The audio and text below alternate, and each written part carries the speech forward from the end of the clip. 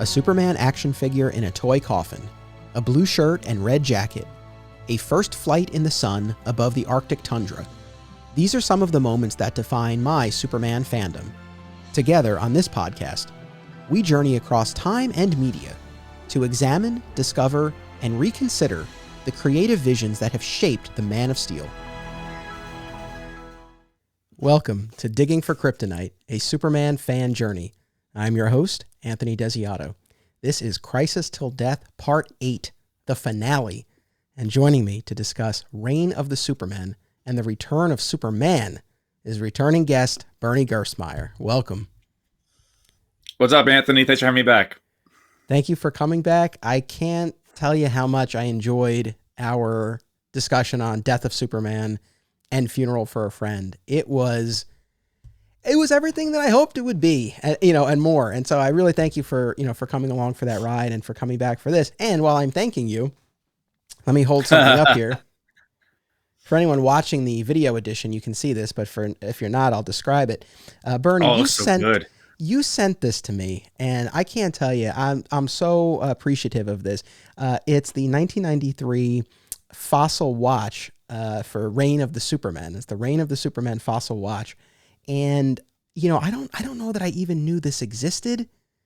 I have a Superman watch that I got when I was a kid, but it's not Reign of the Supermen. And despite really not having much of a frame of reference for this specific piece, I said this to you and I messaged you. I looked at this and man, it just took me back. It was as if I hopped into a time machine and I went right back to 1993. And that's a really special thing. And so thank you so much. How did you come across this? So with anything we do as collectors, I think whenever we talk to somebody about something, you do like the eBay deep dive. You're like, ooh, what would happen if I type Death of Superman into eBay? And what'll happen when I go through the categories is you're laying in bed with an iPad at 12:30 in the morning.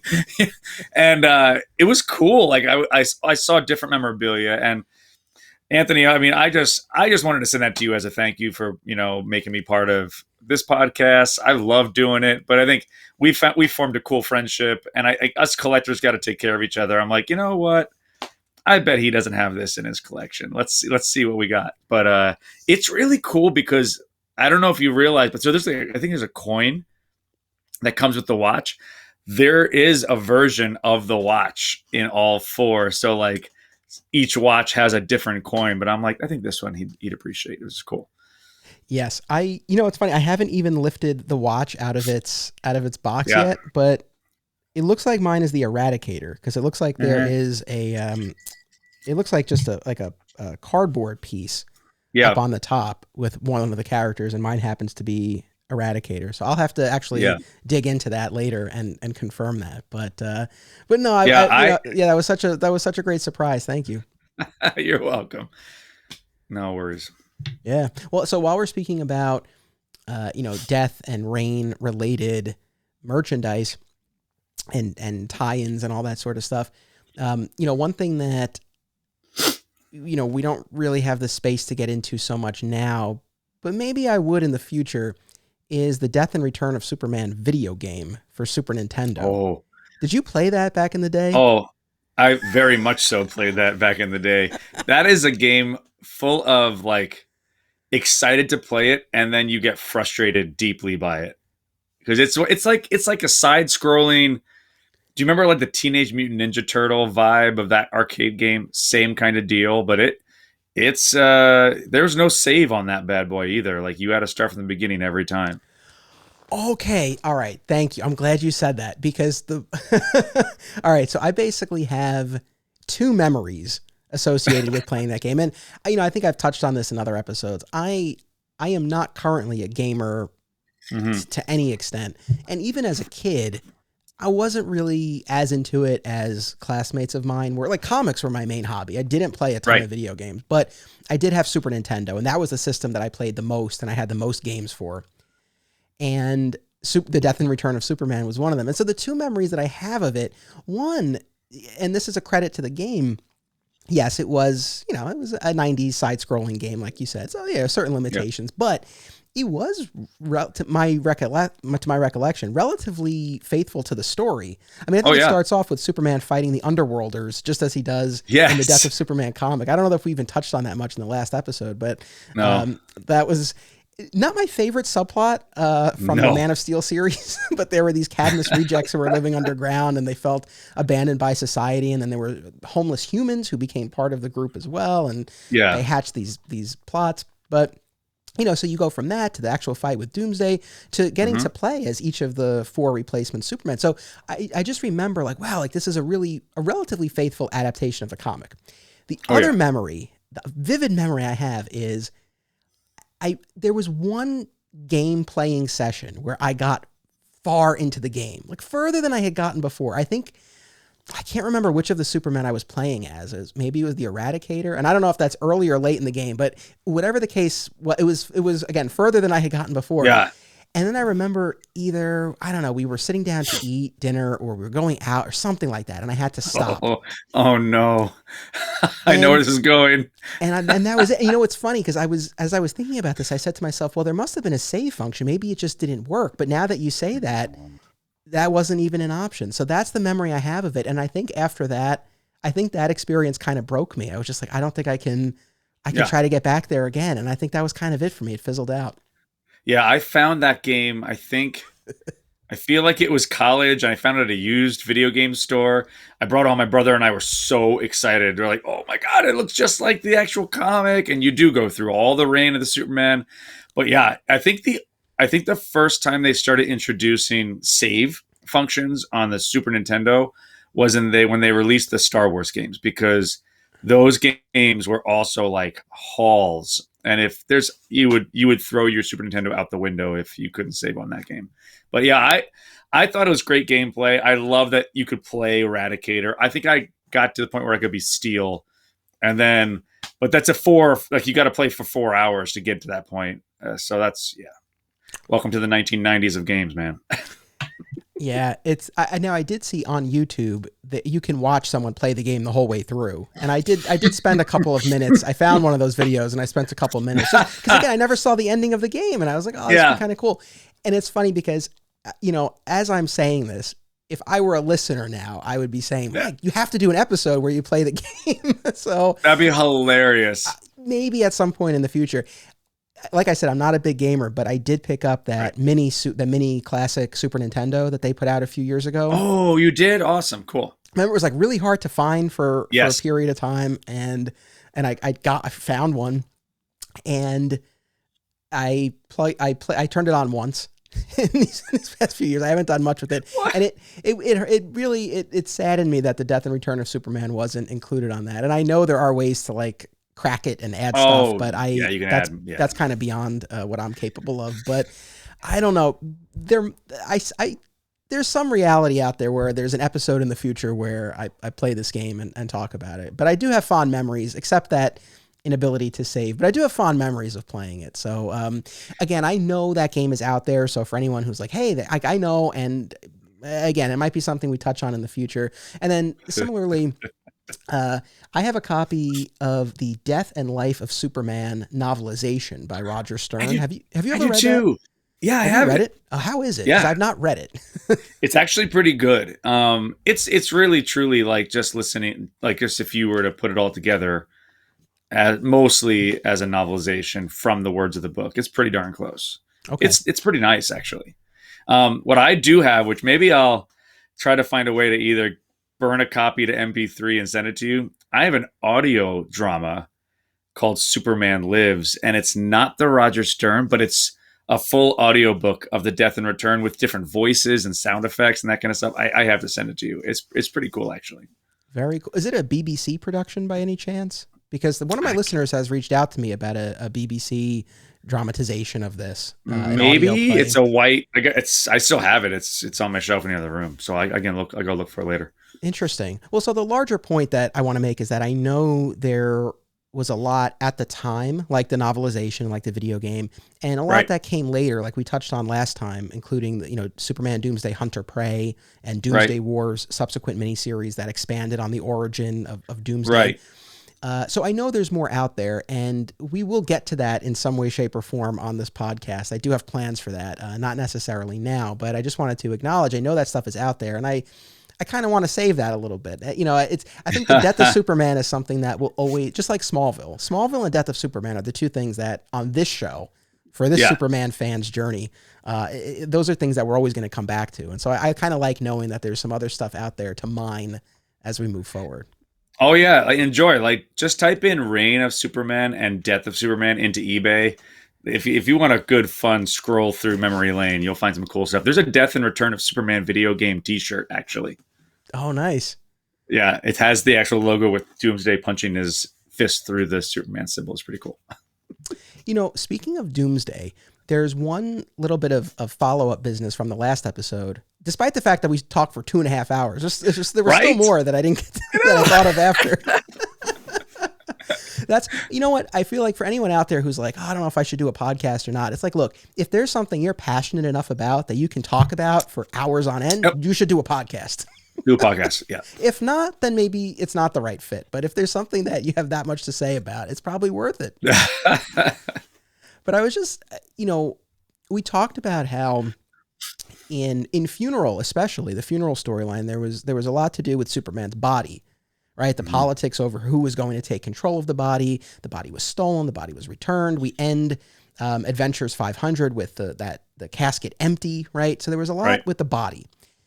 And so I was thinking about why the Death of Superman, made such an impact. And it's like, yes, from a publishing point of view, other characters had died before, but this was the first superhero, the most iconic superhero. It, really caught wind in the media, and it took on this huge life. No pun intended. But at the same time, I really think within the context of the story, I think the way it was told, and especially this idea of the body and the physical ramifications of this story, I think that's what kind of set this apart. And you very correctly pointed out the publishing legacy of the Death of Superman, and specifically at DC, right? Like we saw Nightfall and we saw Emerald Twilight. We saw Wonder Woman get replaced. We saw Wonder Woman would later die and become the goddess of truth. Wally West would die and come back. We saw a lot of this, Oliver Queen.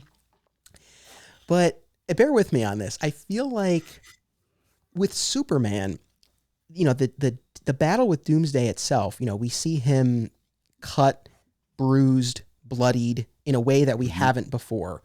I mean, he's literally beaten to death, and his lifeless body is just lying there on the street. And then again, like we talked about, we have these instances in Funeral for a Friend where that lifeless body is there, and it's it's a plot point, and it's something that the story kind of revolves around to some degree or another. And I was just kind of comparing that to the other stories, the other DC stories we were talking about. And, it's like when Wally West dies, he becomes one with the Speed Force, right? Like his body becomes lightning, and then later he'll come back.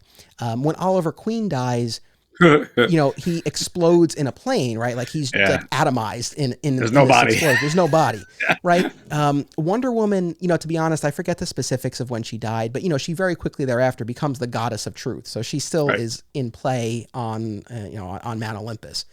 Batman Nightfall, that is a very physical confrontation. But when you want to talk about quote unquote the death of Batman, I guess the closest we have is Batman R.I.P. and Final Crisis, the Grant Morrison stories. And, there for a hot second, you think that Batman might be dead. And then you very quickly realize, this guy's just bouncing around through time. Yeah. So good I don't know. Hal Jordan as well. It's like when he sacrifices his life in Final Night, to defeat the Sun Eater, again, the body's just gone. Yeah. So I just feel like there's really something about the choice they made to have that body beaten and killed the way it is, but then for, to do so much with, again, who's going to control the body, where the body's going to be put to rest. And then, we'll get into this when we talk about Reign of the Superman. But again, it's very much like what happens to the body that enables him to return, which again, I just feel like it's different than what we see elsewhere. And I just feel like I don't know, it grounded the story in a more effective way. And I don't know, it just had a greater impact. I mean, what do you think about all of this? I think you're going to need to bring your pastor friend back, actually, for another maybe Patreon short episode on the death and return. Because honestly, there's so much like messianic symbolism where like it's buried in a tomb, the body's not here. There's people that are doubting. We don't know. He comes back, but he's not. It's pretty interesting, and that's also I would love to ask that question to the super team, and like were you purposely doing that? Because like you said, that's the only hero that has died, and we've actually had the whole body buried, funeral. Let's go through the whole thing. But I was reading it again, going, oh, that seems kind of blatant. But I don't know. Maybe just my lens I'm looking through. No, I mean that's the thing. Like it is downright biblical, and even the battle itself. It's almost like the Stations of the Cross, and it's like again like when the citizens of Metropolis help him, like in the Bible, and what's the name of the person who helps Jesus carry the cross? I don't. Simon. Simon. My goodness, my many years in Catholic school have failed. No. Sorry, but yeah, I don't know. It's like the battle itself kind of plays like like that, and. Yeah, and then certainly going into the tomb, and then the tomb being empty. So I mean, again, I doubt that was an accident, but in any event, I really do think like when we really kind of look at this, and I don't know, especially for those who maybe aren't in love with this period of Superman or aren't in love with this story, it might be easy to kind of lump this in with a lot of the ones that followed. But I really think this is yet another example of how this was different.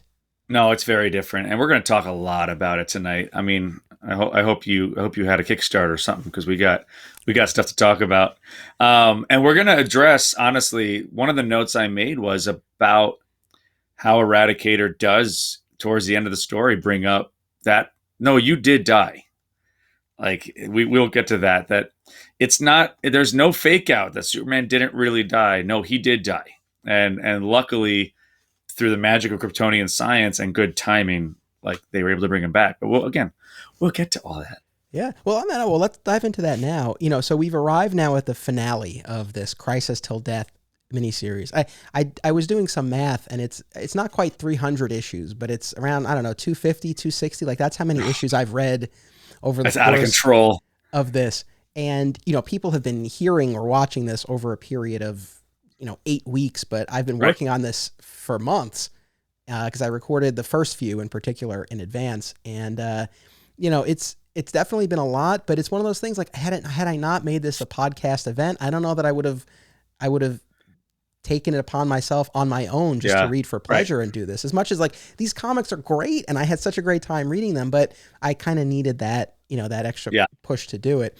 So, I want to, again, before we dive into the meat of this episode, I really do want to thank, again, you, of course, you were here for part 2 and now for these 2 concluding chapters. Scott. We got to give us, Scott needs a watch. I better send Scott a watch. It's fun. Yeah. I mean, Scott did parts 4, 5, and 6. Yeah. And that was everything after Burn, before Death of Superman. And that's a good 125 issues at least. It's 150 plus. It's like just over 150. And so he was truly, I mean, you were all wonderful, but he was definitely a champ to take on that much. Yeah. As I said in his episode, it's like I when we were setting this up, I did give him numerous outs. I was like, we were like, because we've been talking about this for so long. But he was on board, and I think he enjoyed it. But I know that was not a light assignment. And so, special shout out to Scott and to Dan Greenfield, who helped kick us off with our discussion of the Burn Superman run, and my buddy Jeremy, who came on and watched the Ruby Spears Superman cartoon. And we had a great discussion about that. So you guys were just fantastic. And honestly, like you all brought so much enthusiasm to this that it just fueled my own. I mean, it was great. I'm just so happy with the conversations we had. So thank you to you and to all the guests who have been part of this. And I think the guests can also attest to this. Like it's so fun hearing, like I guess it's sad, as much as I've listened to your podcast, I can identify guest voices without even looking at the name. Like they're just really identifiable, awesome, really good character tone voices to everything they do. It's great. I love the inflection, the excitement, the enthusiasm that everybody brings to your podcast. You got great guests you're bringing on. So. That's all. That's awesome to hear. I'm sure they appreciate that. I appreciate that. And, it's not a surprise that, most of the people you've heard on the show, like you've heard multiple times. And honestly, the ones you've only heard like once or twice, that's more of a scheduling thing. But I mean, Right. It's like I'm so proud of the kind of like the stable of guests that we have. And, I have plans in mind for everyone for the future as well. So, no, that's really, really cool to hear. And speaking of the guests, we haven't heard from comic book artist V. Ken Marion in a while. I just was thinking about him and have an idea for a podcast for you and him actually too. So, oh, well, what's the idea? Or do you want to tell me off mic? I don't know. Have you guys thought about, I mean, are you going to be running YouTube and videos like throughout still? Or are you just doing audio for certain ones? Well, that's a good question. All right, I'm going to peel back the curtain here a little bit. So, I've been doing the video podcast for about a year almost, not quite, but that will likely be winding down in the first quarter of 2022. So essentially, again, really pulling back the curtain here, but there's a video conferencing platform that I use in order to be able to capture the video that you see on YouTube, and to capture it in a way that I guess kind of allows me to present it the way I want to, not the way, for example, Zoom limits you to. Not that there's anything wrong with putting up a Zoom recording. And when it comes to Rich Roney, one of our regular guests who has limited technical capabilities, we've had to use Zoom. So there's nothing against that. But I do use this specific platform, but there's a cost involved. And so for myself as the host, there's a cost-benefit analysis I have to do. And while we have definitely caught new audience members through YouTube, and that's awesome, at the same time, I don't know if it quite justifies the cost of doing it. So we'll have it for a while longer, but I don't think we'll kind of see that beyond first quarter of 2022. No, the only reason I asked was I wondered if it'd be kind of cool to do like with V. Ken a like top 25 Superman covers. Like what's the best cover art from whether it be from the modern age, whatever you want to do. And that could be just kind of cool from an artist perspective to look at something like that too. That would be very cool. That might be something to do before the video podcast. And again, we have a long way to go with the video podcast. It's just that they won't be forever. But what I was going to say, and this actually is not exactly what you're suggesting, but it's not far off. So in 2 weeks, Ken will be back on the show. He'll be making his grand return. And we're going to be talking about the visual style and evolution of Superman. So awesome. It's the sort of episode, and he had the idea for it, and it was just a matter of figuring out when we were going to do it. And it's love it. To be able to talk to a comic book artist who has drawn Superman for DC Comics to talk about the visual style and evolution. I'm really excited. And I'm also really excited that I don't have to really do much homework for this one. No, you don't. You just get to be the host. It's great after these reading projects. So that's what's coming up. And but again, thank you to everyone who's been a guest for this run of episodes, and of course to everyone who has listened or watched. And one kind of somewhat random bit of follow-up business, but I just kind of wanted to mention this.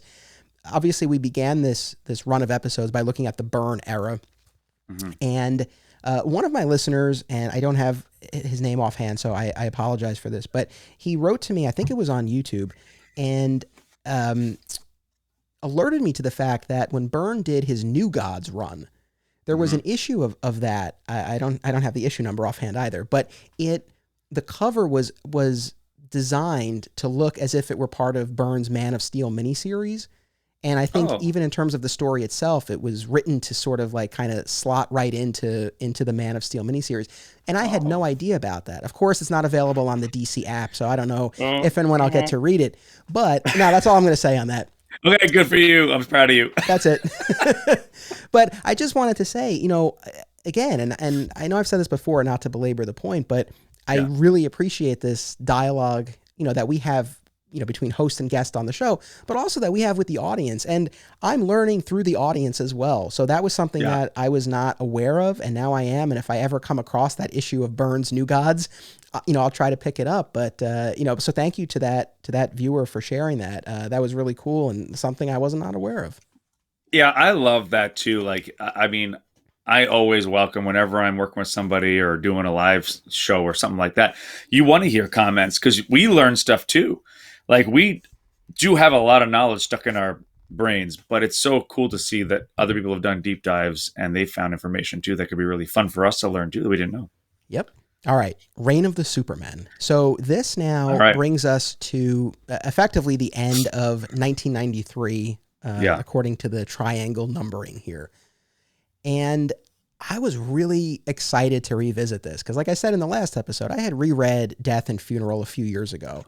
I had not reread Reign of the Supermen since probably, elementary school. It's been decades for me. And man, did I love it. It was such a fun read. What were your overall impressions for this reading, and when was the last time you had read it? I think maybe early 2000s. I think maybe I'm kind of in the same boat as you. I feel like Death of Superman is like a quick, easy, nostalgic walk that I can do in one like session in that one trade. I mean, Reign and Return is kind of a haul. Like, so, but I think it was early 2000s. The thing that I noticed and didn't realize is that Reign of the Superman comes off like a very old serial, like episodic kind of show. But then Return of the Superman feels like a summer blockbuster. So if you look at it, it's very like episodic. We see each Superman coming about. We have them interacting in every, you go through every title. But then once we hit like Superman comes out of the Matrix egg, that is a summer movie, dude, from like beginning to end, through Green Lantern, kicking Mongol's butt, and all the way through. And even to the token like classic movie ending vibe that we find at the end of the epilogue. But yeah, I had a blast reading this for various reasons that we'll get into. So yeah, I mean, I'm with you. Well, it's interesting because the entire storyline uses the Reign of the Supermen banner across it. But it does. The way you and I have been reading, we have the 5-volume set of trades that DC put out a few years ago. And the way they break it up, that volume 3 is Reign of the Superman. Yeah. And that basically collects 2 months worth of the Superman books. And exactly, as our audience likely recalls, each of the 4 titles sort of focused on a different replacement Superman. So Action had Eradicator, Man of Steel had Steel, of course. Superman had Cyborg Superman, and Adventures of Superman had Superboy. And of course there was overlap. And once we got deeper into the story, then there was a ton of overlap. But initially, each of those titles was sort of focusing on its own character. And so in that Reign of the Superman trade, I agree with you. It does.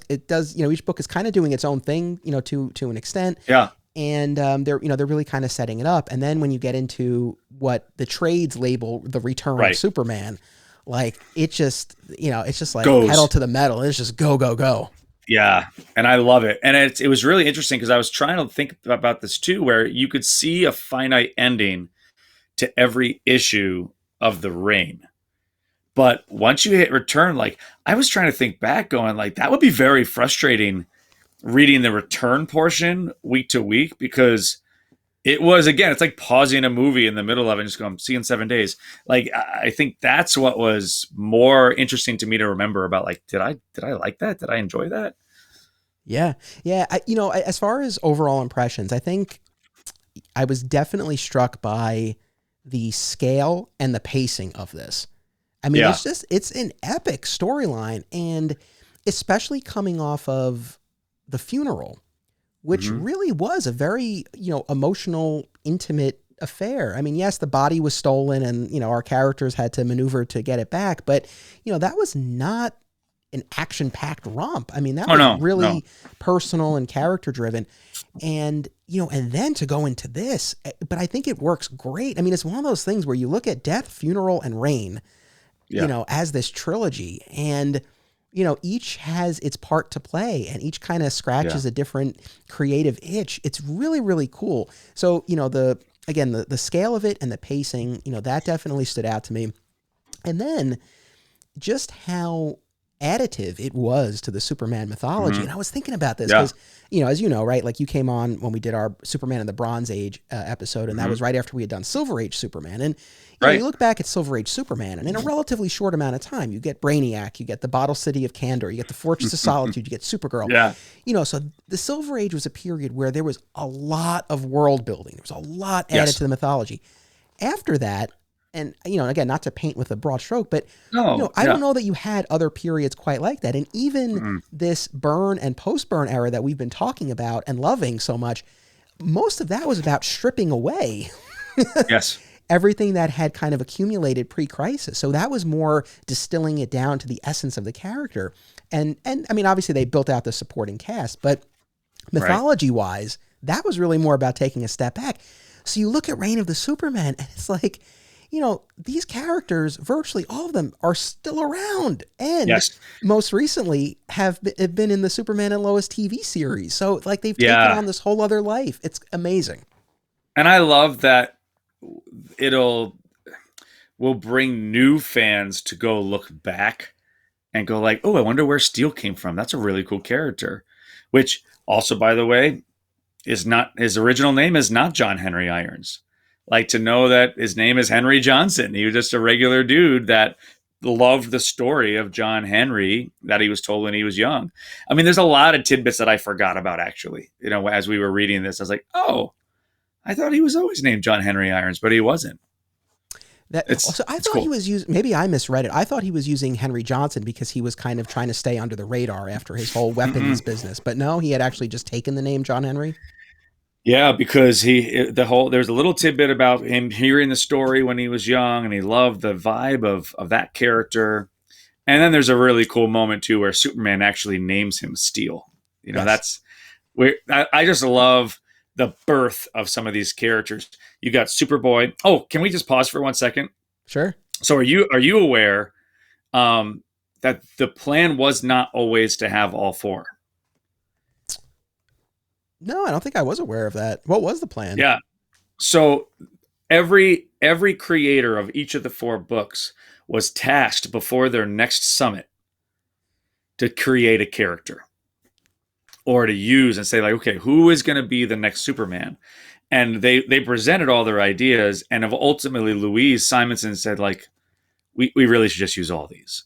So because they were going to try to narrow it down to have like Hank Henshaw as the main person, but they were not going to do it. Was going to run through all four books. But then she said, no, these are all great ideas. Let's have the readers try to decide who the real one is. So we have Superboy. So Connor is now still present through all of the Superman media. Steel is still around. Hank Henshaw shows up even as a character in Supergirl, not as the Cyborg, but we do see Cyborg come back in the comics quite a bit here and there. And the Eradicator shows up as a character in The Outsiders. He's throughout comics in the last 20 years, which I think is great. So, I mean, these teams formed new mythology and new world building after something that they didn't really know where it was going to go. It's cool. Yeah, it's so cool. And I'm so glad that they went with that, because I think that accomplished two things. One, we've talked so much in these episodes about how the four titles worked so closely together, right? Yeah. That it functioned like this episodic weekly TV series. However, what was cool about this was, at least for those first couple of months, they got to have a little bit of autonomy, and they each got to, kind of, pursue their own character and story, which was cool. And then, of course, yes, very quickly they would come back together, and Reign was just off, so much going on, so explosive. Yeah. But so I think it allowed a little autonomy for each title, which was cool. And I think, it helped build up this mystery of who the Superman is. And I don't know, it's like, you as a fan, you get invested in it. It's like, which one is your favorite? Which one do you think is the actual Superman? One of my listeners actually asked on Twitter who my favorite of the four is. Before I try to answer that, I'm gonna make you answer first. Oh, you're gonna make me answer that? Oh, there's like reasons though. Yeah. It's interesting. Like I don't usually, there are like, I always go back to Star Wars. There's people that are like rebellion people, and there's people that are empire people. I usually don't go with the villain, but like I love the character of Hank Henshaw. Like Cyborg Superman has always been so interesting to me for so many, like from the very first issue that you just covered talking about the fake Fantastic Four. Right. And he has every reason actually to be upset theoretically with Superman through his own lens. But it's kind of what he can do that's so cool. Like I think there's a lot that has been done with that character. Each of the other ones are important in their own right, but I always gravitate. Anytime I see a piece of Cyborg Superman merchandise, I'm always buying it. So. You picked up the Cyborg Superman Pop recently, right? I did. I lost my mind when I saw it. I was like, I can't believe this exists. That's very, very cool. All right, let's take a real quick commercial break, and nice. I'll try to come up with a good answer before we come luck. back from our commercial break. So we'll be right back. The Hive Comics and Games is an oasis of nerd fun and events in the heart of Odessa, Texas. Whether it's comic book superhero stories or role-playing in a dungeon, the Hive is where to be. Come tap your mana and face off against the top Magic the Gathering players in West Texas. Hive carries a majority of new comic titles each Wednesday and has all of your favorite titles in their back issue section. Follow them on Facebook at The Hive Comics and on Instagram at The Hive Comic Shop. Film lovers and filmmakers should check out this family of film festivals: Brightside Tavern in Jersey City, Hang On to Your Shorts in Asbury Park, Point Lookout on Long Island, and In the Cut in Bloomfield, New Jersey. Submission information for filmmakers, as well as details about the festivals generally, can be found at filmfreeway.com. Also, be sure to listen to the Hang On to Your Shorts and Cullen on Film podcasts, available via a shared universe network. All right, so we're back. I would say within the context of the story itself, just Reign of the Supermen, I do kind of lean toward your response of Cyborg Superman, because I think, he is a very compelling villain who can, engage Superman on an intellectual and physical level, which you don't always get. But the thing that really puts him over the top for me in this story is just his motivation. It's like he wants to kill and destroy in Superman's name. It's not the destruction alone. It's that he wants to do it wearing the symbol and bearing the name to destroy the legacy. And there's something about that is just like, wow, like that's really a whole other level. So again, in the context of Reign, I mean, Cyborg Superman is a pretty damn great villain. Yeah. Big picture though, Steel. I love Steel. And I got to tell you, the Superman and Lois TV series kind of put Steel over the top. Did you watch the whole first season? I did. I loved it. Yeah. It was so good. And I don't really want to, I know people might not be totally caught up, so I don't want to spoil, but I don't think it's a huge spoiler at this point to say that Steel plays a role. And he's like the MVP of the season in my mind. Like he plays such a clutch role in numerous instances. And I will get into a little spoiler territory just for a minute. So if you haven't watched the end of Superman and Lois season 1, like skip ahead 30 seconds. Okay. But when at a key moment when he thinks he's done for, and he's just kind of floating there, and he sees flashes of the daughter he thinks has died, and he thinks he's at the end, and there's a tear coming down his cheek, but he's so at peace because he knows like, I did what I needed to do, and I'm going to see my daughter. Oh man, it really, really got me. So that I was already a Steel fan, but that show really put it over the top for me. That show is a sleeper. Like it's the first few episodes are not indicative. They're good, but it's one of those you got to just hold on and push through. And like any TV show, there's some unfortunate like filler moments that you're like, oh, they didn't need to do that. But I really think I think it's now ranked as one of my favorite CW shows, and not just because it's a Superman show, but because it's really the quality is much more cinematic also, I feel. So that's a whole nother discussion. But yeah, Steel's a great character. I also really love that like we also see some diversity on like in the comics again, because if you really look through the dive that you guys did over the last 150 issues, I mean, Ron Troop is really the only African-American character you see, I believe, that's maybe not a villain. So yeah, and then they introduce Keith, the character Perry and Alice right. White will ultimately adopt. That's but that, right. That's pretty deep into the period of comics that we're talking about. So yeah, that's another added plus with Steel. But I just love, I just as an ally, I feel like he brings so much to the table. And all that being said, I mean, I'm a huge fan of Connor Kent as well. I don't say this at the expense of Superboy. I do love this iteration of Superboy, especially because, as I've said numerous times on the show, like I never really liked the idea of Clark operating as Superboy pre-Crisis. Right. So I thought this was such a great way to give us a Superboy, but have the character be his own character and, be able to do different things with him, to be able to tell different types of stories than you would with Clark as a young Superboy. Well, and I think you mentioned it on the recent episode. Tom Grummett goes and is the artist on the new Superboy comic book that they takes over. I mean, you got to tell me though, like you tell me you didn't want to just open hand slap him, some like Superboy in Reign, like you just mean like just say another word, dude. Like how he treats Tara and the other characters. He grows quite a bit over the course of this run, which is awesome. And that's something we can talk about too later that I noticed I think across all the characters.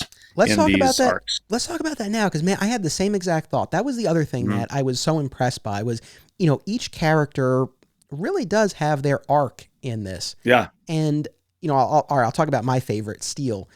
He's dealing with the guilt of knowing that the weapons he designed and engineered were used to kill innocent people, right? And so he's grappling with that, and he's trying to atone for that. And that and Superman's inspiration, right? That inspires him to become Steel. And when we get to the climax of the story, and they're at Engine City, and if that engine goes off, it's going to spin the Earth out of its orbit, and the planet will be torn apart. And he's in there, like John Henry, right? The man versus the machine, and he comes very close to not making it out. Of course, he survives. And we go on to have his own series and, continue to be a character in the comics for years and years to come. But his daughter too. And the daughter too. Yeah, exactly. Yeah, for sure. Or niece. I think it's his niece. Oh no, niece. Natasha's his niece. You're right. In the show, in the show they went with yeah, daughter. Sorry. But he has this moment where he's again battling the machine. And is able to, in a symbolic way, I guess, make amends for what he's done, and achieve some measure of peace within himself, which I thought was great. What other arcs stood out to you in this? Well, look at the Eradicator. So you look at like everything from Mark of the Krypton Man, and how we've learned about the Eradicator over the course of the early '90s, and then for him to really grow as like he gets. You think he's toast when Cyborg Superman takes him out, but then he's able to make it back to the fortress, I believe, right? Mm-hmm. He's brought back. He actually looks pretty awesome. Like when he comes back in the blue and black suit at that point, and he's not that the glasses are gone and that kind of stuff. He's kind of reborn a little bit. I liked how they also kind of gave him a mental rebirth. Like he realized some of his mistakes and how he needed to really focus on protecting Superman and not just bringing him back to life, but following the course and going through. But really, he's sacrificial all the way to the end. Like, and I loved watching even just how the tone of his text and his voice changed over the course of Reign through Return. I love that. Yeah, I mean, he learns humanity. Yeah. And he really does have an evolution. I mean, I was thinking about that the whole time, going from, the Eradicator initially as this device that is psychologically influencing Superman to... Which they show, you see it. You see the Eradicator device actually in that page. Which, that was another thing that stood out from the end of the story here, where, of course, the Eradicator initially started as this Kryptonian device. Cyborg Superman exists because... years earlier, his consciousness had shot off into space and passed through Superman's birthing matrix, which was out in space. And so you have these two Kryptonian devices, one designed for birth and one designed for death. And so I thought that was a really, really cool symmetry that they pointed out between those two characters. Yeah, that's a great page. It's so good. And, that's the thing. I know I've said this a ton of times, but that's why I did this whole run of episodes, is that I got so much more out of it. And that's a perfect example of something that, as a kid, when I read that for the first time at 6, It's like, I don't know how much Yeah, that really like landed with me. right. So reading it now, it's like, oh my God, like this, the symmetry is beautiful just in and of itself, but also Yeah. again, knowing all of this backstory. And yeah, especially with Eradicator, you know, to see how far he goes. I love that. And I got to tell you, one of my favorite issues from this run that we're talking about tonight is the issue of Action with Guy Gardner. Oh, That's a yeah. Roger Stern, Jackson Guice issue, and that issue has so many Yeah. great turns in it. It was one of my favorites because, you know, it starts off with Guy, you know, deciding to go set this Eradicator Superman and the other Superman straight because, Right. you know, he, you know, previously did not have respect for Superman, but Superman earned his respect by defeating Doomsday and dying in the process, right? So Guy is like, I'm going to do right by Superman. Right. Which I thought was a nice starting place. It's like, oh, like Guy has evolved a little bit. And so, you know, he starts with the Eradicator Superman. And at this point in the story, you know, this is, you know, original Eradicator Superman. And he's very Old Testament. He's, you know, killing, going back to the biblical references, you know, this is Old Testament Superman. He does not have that humanity. He's very cold. He's calculating. He will kill or at least seriously injure a criminal to set an example as a deterrent to others. And, you know, he really, you know, basically tears Gardner apart and also takes apart a group of criminals in the process. And that wins over Guy Gardner. Yeah. But then Guy's a mess. Oh, Guy's a mess, but Guy's like, oh, this is the Superman I want. Look how tough he is. But then the end of the issue, this was again, like such a great turn. The fact that Guy Gardner endorsed him. Oh yeah. In part made Eradicator think like, oh, maybe I need to think about this differently. Yeah. It's That's like, hilarious. It was so great. Like, when Guy Gardner likes you, you know you're doing something wrong. That was such a brilliant issue. And at the epilogue, at the very, very end, they're going through a little montage where like the Justice League just came back from space after realizing, oh yeah, we didn't really need to go to space. And then Guy Gardner's like, oh yeah, I know, I backed the wrong guy, I know. And it's like little like press clips. It's like, poor guy, he just can't catch a break. Yeah, no, for sure.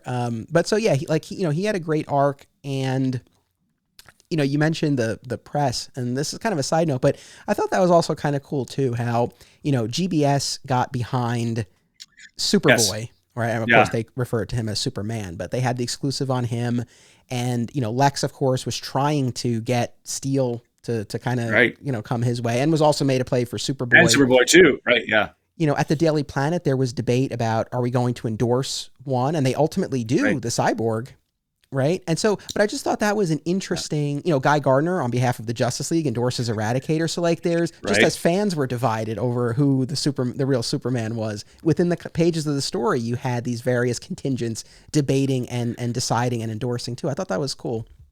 Well, and I love this too, because, I mean, you were 6, I was 16. So like, again, you're still a kid.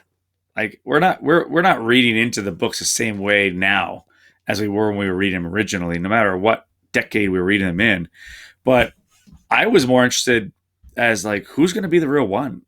I never in a million years thought they're going to bring back the original one. I thought that was the point. They killed him, and now Superman's going to be a different Superman. And I love the whole, well, I'm not sure I like any of these 4. I'm not sure who I would want to be real Superman still. So as much as there was growth as a kid, I couldn't really decide until they brought back original Supes. I was like, okay, we're cool. That's fine. Well, so that's the thing that I think is kind of brilliant about Reign of the Supermen, because I think it works. It's kind of like two sides of the same coin here. So on the one hand, as you're reading it, and, you know, of course, obviously we're reading this now, you know, we've read it multiple times. We know the outcome, but and I can't, to be honest, I can't really remember what I was thinking when I was reading this at 6. I don't know, but I have to imagine the way this is structured, it was probably a really cool mystery as you were reading this, right? And it's like there, you know, it's funny too, as far as things that we had forgotten, even with Steel, I had completely forgotten this idea that maybe Superman's spirit had inhabited John Henry Irons. So even there, because it's like, yes, of course, he's, you know, doesn't look at all the way we know Superman to look, but there was this idea that like, well, maybe his soul was now residing in this man. So even that, there was some possibility there. Well, keep in mind, they also set up a lot of supernatural stories, everything from Blaze and Satanus and all of this stuff that the realm of possibilities would not be that far a reach. So yeah, I really enjoyed that mystery side of things, especially as a teenage kid reading them, going, I wonder which one it's going to be actually, and then you find out it's not. Right. So that's the thing. So I think the mystery works great. And like we were saying before, I think the fact that you have all four really just adds to that. It makes it so much more fun. But then the flip side of that I was saying is that you read these stories and you just see instance after instance where, yes, it's possible that any one of them could be. I mean, of course, we know Superboy is a clone, although, it quickly becomes clear it's like, well, he might not fully be a clone of Superman. And of course, later we would find out he's not. That there was human DNA involved in that as well. But, with Cyborg and Eradicator in particular, I mean, they're passing DNA tests and, they look like Superman and they know certain things. Eradicator and Cyborg both have these conversations with Lois where they reveal just enough where it seems like, oh, maybe that is Clark, but he's just changed. He's different now. Yeah. Cyborg claims he has, memory loss from the trauma that he went through. That he knows he has a vague memory of Kent and a farm. And Eradicator knows even more and says, like, I know, Kent, we were engaged, but, that Kent is gone now. Yeah. So there's enough as you're reading this where it's like, it's possible. But as you're reading all of these stories, none of them have that inherent Superman quality. They're all missing something, right? Yeah. So Eradicator, again, is too cold and calculating. Steel, I think, has the truest heart out of all of them. Yeah, I would agree. Even though he doesn't, but even Steel is still driven by that guilt. It's not, it's not that, pure altruism of Superman. Superboy lacks the maturity. He lacks the judgment. He needs the development, which he'll ultimately get. And, Cyborg Superman, of course, he's a villain. Very quickly reveals himself. I mean, well, not very quickly. It takes a few issues, but soon reveals himself as the true villain of the piece. So I think that's the kind of the brilliance that it works as the mystery, but it also shows that none of them is the right Superman. And in so doing, I think once again just highlights what a unique, distinct character Superman is. That even with these four, individually or together, it's like they still can't replicate that inherent Superman-ness. Well, and keep in mind, like when Superman comes back, he's not back to full power. Mm-hmm. He's just back. And that one of the notes I made too was like, Superman's locked and loaded, baby. He's got like to see Superman carrying two massive laser rifles. You're like, what's going on? But he doesn't have powers really back yet. And he's getting the living crap kicked out of him by Mongol. And like, again, you're going, oh no, we've seen these bruises before. I don't like seeing bruises on Superman. But then the whole Eradicator, Kryptonite, transfer of power back, and all that kind of stuff. But you're realizing he was still acting just as sacrificial without his powers. But the other folks, Superboy had powers, Steel had a suit. I mean, Eradicator had power still. He had the Kryptonian stuff going on. But then even Supergirl, the Matrix, even though she's hiding, she's still helping out. And we'll get to that too. But the inherent quality of Superman being sacrificially heroic, even without his powers, still, that's the missing component. Yeah. That's the thing. It's like, even when you strip those powers away, and, we've had various stories in various media where he doesn't have his power, and it's like, he's still the same person, the values that he was raised with. And that's, I think, when you look at the four replacement Supermen, that's what's missing in every instance. It's the farm. Right. They don't have the farm. Yeah. They don't have Jonathan and Martha. They don't have the values. They don't have the parents who taught them how to care. It's just humanity. They don't have that humanity. And so, again, and also too, I know we mentioned this last time, that the creators around the time of Death of Superman felt like the character wasn't, valued as much, especially at that time in the 90s, people gravitating more towards darker, more violent characters. And, Eradicator and Cyborg, like that kind of represents that type of character, but it's like, they still can't hold a candle to Superman. And so, there's a lot about the story, as much as it is, I mean, it's a real fun, fast-paced, action-packed blockbuster. Like, it's a cool story, man. And I thought it held up well. But there really, I think it also does get at some fundamental truths about the character, and I really do appreciate that. Now, we're almost at the hour mark. There's still a lot to talk about, but I got to ask you, I got to jump to Green Lantern for a second. That's okay. So, the sort of the big turning point in this storyline is when Cyborg reveals himself to be a villain who has Mongol, in his command, and they team up and they obliterate Coast City, the home of Green Lantern, killing 7 million people and wiping the city from the face of the earth. Now, the path that this would set Hal Jordan on, that's really its own conversation. And I know people have, what's funny though? I don't know if so many people feel as strongly as they did back in the day. I feel like a lot of time has passed. Hal has come back, but this set Hal on a path to villainy and sacrifice and eventual return. But the question I have for you is just thinking about the Coast City aspect of this.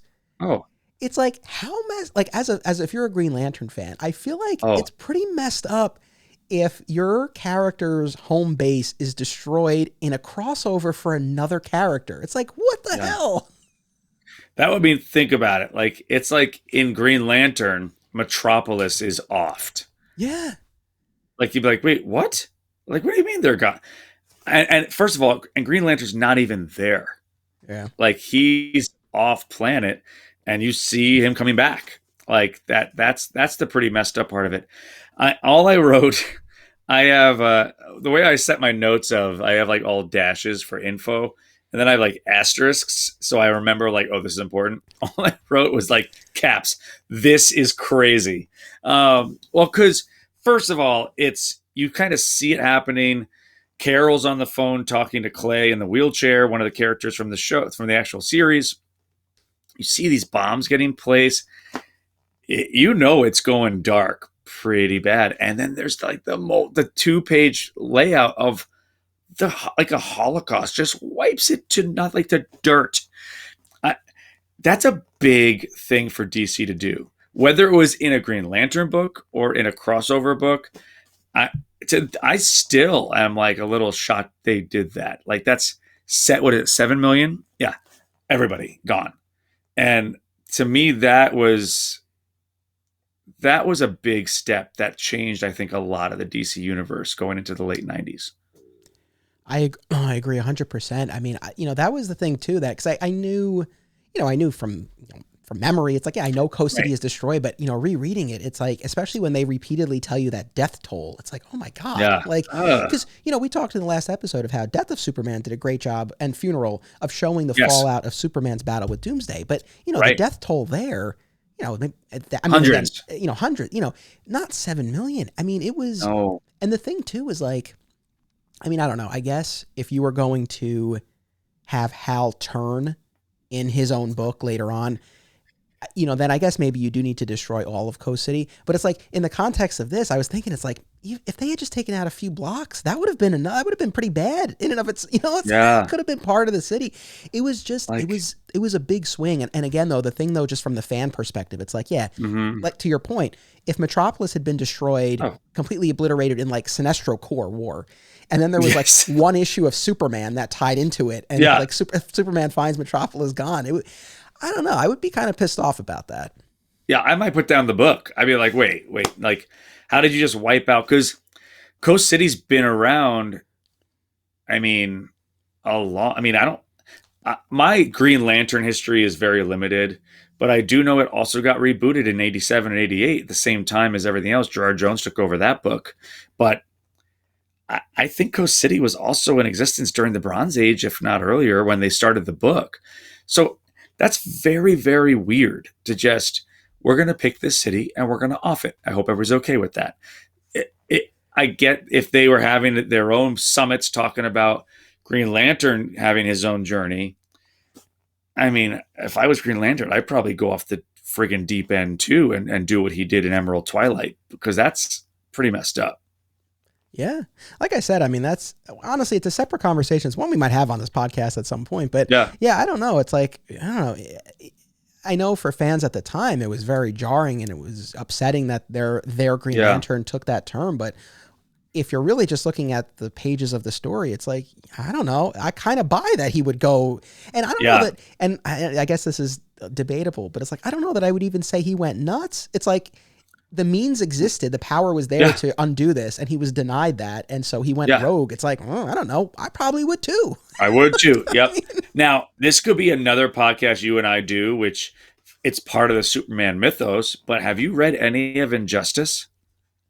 So I actually have an episode coming up. Yes. Okay, good. A little bit later this fall. Justin DeVoe is going to come back, and we are going to talk about the Injustice animated movie, the forthcoming Injustice animated movie. Okay. So I've not played the game or read the comics, but he has, and I will be watching the movie, and so we are going to be talking about that. So yeah, we will get to that. I'd be in. I love when Justin's on the show to begin with too, and he's the right person to go bananas on a thing like Injustice. It's great, but I mean, that's the story of an Elseworlds basically where Superman loses it because Metropolis is destroyed and Joker kills Lois. Yeah. So I mean, it's pretty incredible, and you start to go like, yeah, I would be in Superman's corner, but what he starts doing gets really pretty rough. So then it's the Justice League trying to remind him why this is crazy. But that's going to be a great episode. I'm so happy you're doing that. It'll be cool. Well, speaking of Justin, I have a Justin-centric commercial. So let's take one more commercial break. We'll hear about Justin's podcast and his fitness business. And then we will get into the second hour of our discussion of Reign of the Superman. Still a lot to cover, and so we'll be right back. Shadadigans is a weekly podcast by dads sharing their fairly new dad experiences and also just talking about whatever. Listen, relate, and laugh. I was a guest on episode 90, and it was a blast. One of the hosts is a multiple guest of this show, Justin DeVoe. To follow Justin's fitness and cosplay journey, follow him on Instagram at RealLifeLobo. And if you're interested in starting or continuing your own fitness journey, check out Iron and Honor on Instagram. All right, and we're back. And, while we're talking about upcoming episodes, so in 2 weeks, as I mentioned, we have VIII Marion returning. We're going to talk about the visual style and evolution of Superman.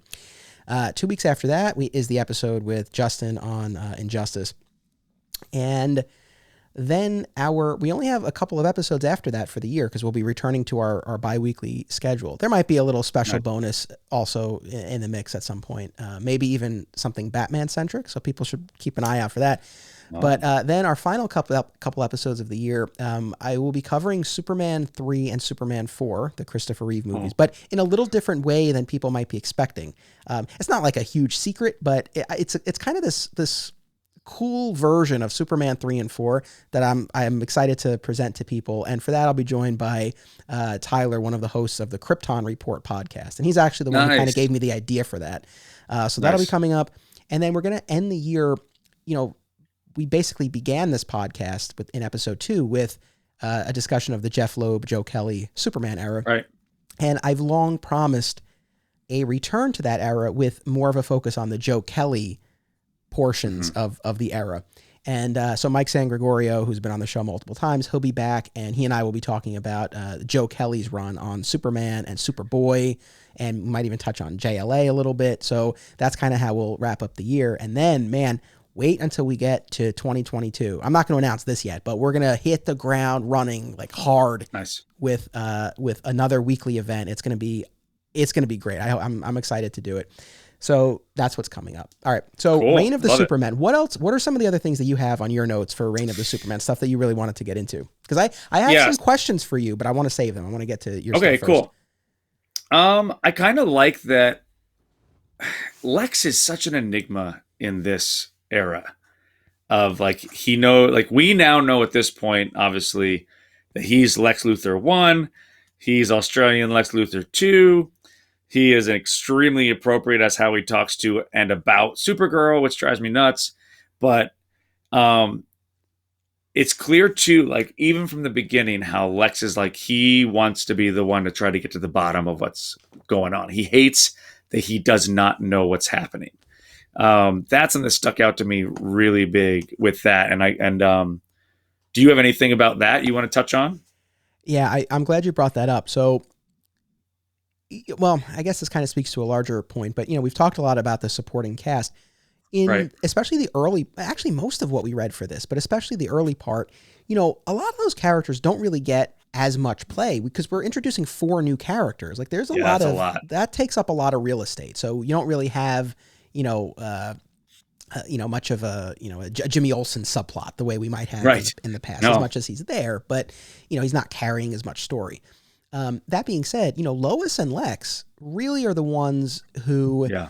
we're kind of seeing a lot of this through as they're each trying to figure out who the real Superman is for very different reasons.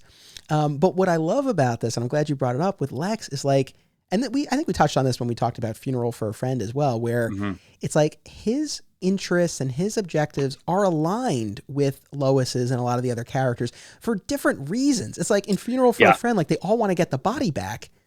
Lois, because, that's the man she loves and she wants to make sure he's at peace and undisturbed. Lex is just like, I want to bury this guy. But regardless of the reasons, their interests are aligned. And so I just think that's like a cool little wrinkle in all of this. And so, I enjoyed, Lex as he's kind of trying to, to figure all of this out. Yeah, I dug And that I want to come back to Lex when we get to the very end.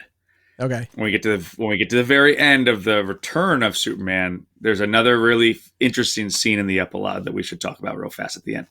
I really thought was kind of interesting when we get to see Doomsday's body and Cyborg bust down. And at this point, we still think Cyborg is, like, I guess, I don't want to say okay, but we don't know what's going on. He just seems very cold, very, very calculating. Breaks into Cadmus, and he's standing in front of Doomsday. And a line that I thought was really interesting was he says, "They never even washed my blood off of you. You're wearing it like a badge of honor." And then, like at the end of that very same issue, Doomsday is thrown into space, and the last thing we hear and see is his eyes open and him laughing. And I'm just thinking, like, he's still going to come after Superman. He's still like, he's got his blood on him. He's going to come back. He wants more. So that to me was, I'm excited to know more about Doomsday. And that line stuck out to me. Yeah. The Doomsday laughing, that even as a kid, like there are a few moments that have always kind of stuck in my head. And I think especially having read them as a little kid, it's like something's just like really cemented. And that's one of them, is Doomsday laughing. I mean, look, like I said last time, I think with that character, it's law of diminishing returns. And it's like, again, you start off with killing Superman. Again, I don't know that any subsequent Doomsday stories have, really, I don't know if they've been worth the ride, and maybe some of them have, but it was definitely an intriguing moment. I wanted to ask you something Cyborg related. So and I mentioned this earlier, when he's talking to Lois and trying to make a case for himself, it's, he claims, memory loss because of the trauma that he went through and the reconstruction of his body now with these cyborg these metal components. He's now part man, part machine. But he does say that he has these memories of, or at least a flash of Kent and the farm. And I was saying to myself, it's like, where would that have come from? Like, where would he have gotten that? The only thing that I can think of, and, audience, or Bernie yourself, I don't know if you're aware of anything else, like, let me know. The only thing I could think of is that, Superman's birthing matrix ends up in space because, and this goes all the way back to Superman #1 by Byrne, the scientist who created Metallo, had tracked the rocket to the Kent farm and had taken it. And after Superman, he tracks the rocket to this lab and he like throws the whole lab into space. So maybe when the Hank Henshaw consciousness was departing and he passed through the lab and the birthing matrix, maybe there was enough there that at least gave him Kent and the farm, because that's where the scientist got the rocket. Right. And I asked myself that question, and that was the conclusion I came to, because I think too, in the Byrne understanding of the birthing matrix, it's very different, like from the Superman movie versions where it's a husk. This is, like in Smallville, actually a very present ship that has a consciousness, that has the ability to still collect data. So that, to me, I think that's how that worked out. Now, keeping that whole idea in mind, Cyborg is a little bit too chatty, because he starts talking about things that becomes a tell that make Lois go, wait a second, like, he didn't have his powers as a boy. What is he talking about? So now, like, nobody else knows except for Lois, like, we got to figure this out. He's not who he says. He's a bad guy. And I think that was kind of interesting to me too. It's like, yeah, that's nice that you decided to bring up the Kents, but you didn't know when to shut your mouth. Like, so. And I think that's another great example of, the humanity being the missing piece. It's like what proves to be Cyborg's downfall in part, at least as far as him being found out by Lois, is that, Superman had this earthly life. He shared his life with a human, and he shared these details about himself. And it's like, as Cyborg, maybe you didn't take that into account, but it's like, well, there you go. And that ultimately was, again, was your tell. So yeah, I like that a lot. That was a good bit. Now, don't forget too, Hank Henshaw, it's a very different approach to villainy. Because if you read the very, very first appearance of Hank, he is a good guy. He is a nice person, and he is heroic in his own nature. But he goes through trauma that ultimately makes him snap. Plus, his consciousness is put into technology. I'm pretty sure that would make any of us snap because he didn't have his own body. He was saying he was feeling pain, but he couldn't feel it himself. So he does know humanity, but he is the psychologically traumatized side of humanity, not the risen by the Kent kind of humanity. So we got to remember, Cyborg is half human, half robot. That's the whole idea. But his half human is pretty disturbed and needs some therapy. Yes. Well, actually, that was one of the questions that I wanted to pose to you, because with the whole reveal, one thing that Cyborg Superman is bad, right? That's reveal number one. But then the part two of that is that Cyborg Superman is actually Hank Henshaw. Mm-hmm. And, Henshaw only appears, I mean, there are, before, before their ship. So again, this is going back years in the Superman books, and we talked about this episodes ago, but just for a quick recap, basically Jurgens does this take on the Fantastic Four, where you have these scientists aboard a spaceship who are bombarded by radiation, but instead of becoming superheroes, they all are turned into these monstrosities and die one by one. Right. And Hank Henshaw is the one who's left, and his consciousness keeps surviving, even as his physical forms die or are destroyed. And then he eventually leaves Earth, and again, as he leaves Earth, passes through the birthing matrix. Now, there were a couple of real fleeting appearances of the scientists on the rocket ship, for a few issues, but the actual meat of the Hank Henshaw story was 2 issues, and they weren't back to back either. Yeah. So here's my question, because, I guess my experience now with this is very different than someone's would have been at the time, where I'm going into Reign of the Supermen knowing that Cyborg is Hank. And I recently read those Hank stories for the first time, knowing that he would become Cyborg. So it's like I read them and I was really interested in them because I'm like, oh, this is the origin of the Cyborg Superman. But I wonder, if you, had initially kind of, read those Hank Henshaw stories and didn't think much of them because, in and of themselves, they were fine. But if you didn't know what was coming, I don't know that you would put that much weight on them. And then you get to this quote unquote big reveal that it's Hank Henshaw. I don't know, how much of its impact that would have had. No, and I feel like it only has impact after the fact now. Yeah. I it's kind of like, okay, if you see a mystery movie, if you were watching Knives Out, for example, and there's a pizza delivery guy that was in the movie for 2 minutes and he's the murderer, you'd be going, wait, that guy? That doesn't make... I feel like, now again, it wasn't long before, because the Hank Henshaw issue was 1990, 91, maybe? Yeah, somewhere thereabouts, kind of, yeah. But don't forget, 2.5 years in the Superman universe is 150 to 175 issues. So I would be a little gypped, especially this is pre-internet. There's no way to just look back easily to figure out who Hank Henshaw is. So a lot of people probably going, who the hell is Hank Henshaw? If you made it like Ron Troop or something if it was somebody that was showing up, became a supporting cast member, that's a lose your poop moment. But I think I would be a little pissy if I was a regular reader as an adult, for those 5 years. That's where I land on that too. And, as always, I'd be curious to hear from the audience, for anyone, especially if you really read this as it unfolded and you didn't know the reveals going in, how it played. Because that was the one thing I kept thinking of. It's like, for me, this is cool because I knew to read those Hank Henshaw origin issues closely, and I was really interested. Yeah. Right? But I don't know that it would have had that impact. I guess though, now all that being said, I think, it was a clever choice. Like I have an article for 13th Dimension that came out recently where I counted down the top 13 reasons to revisit the early Triangle era. And one of the things I mentioned in there was that, like we talked about last time, that the super teams pivoted into this Death of Superman thing when their original plans, were postponed for the wedding.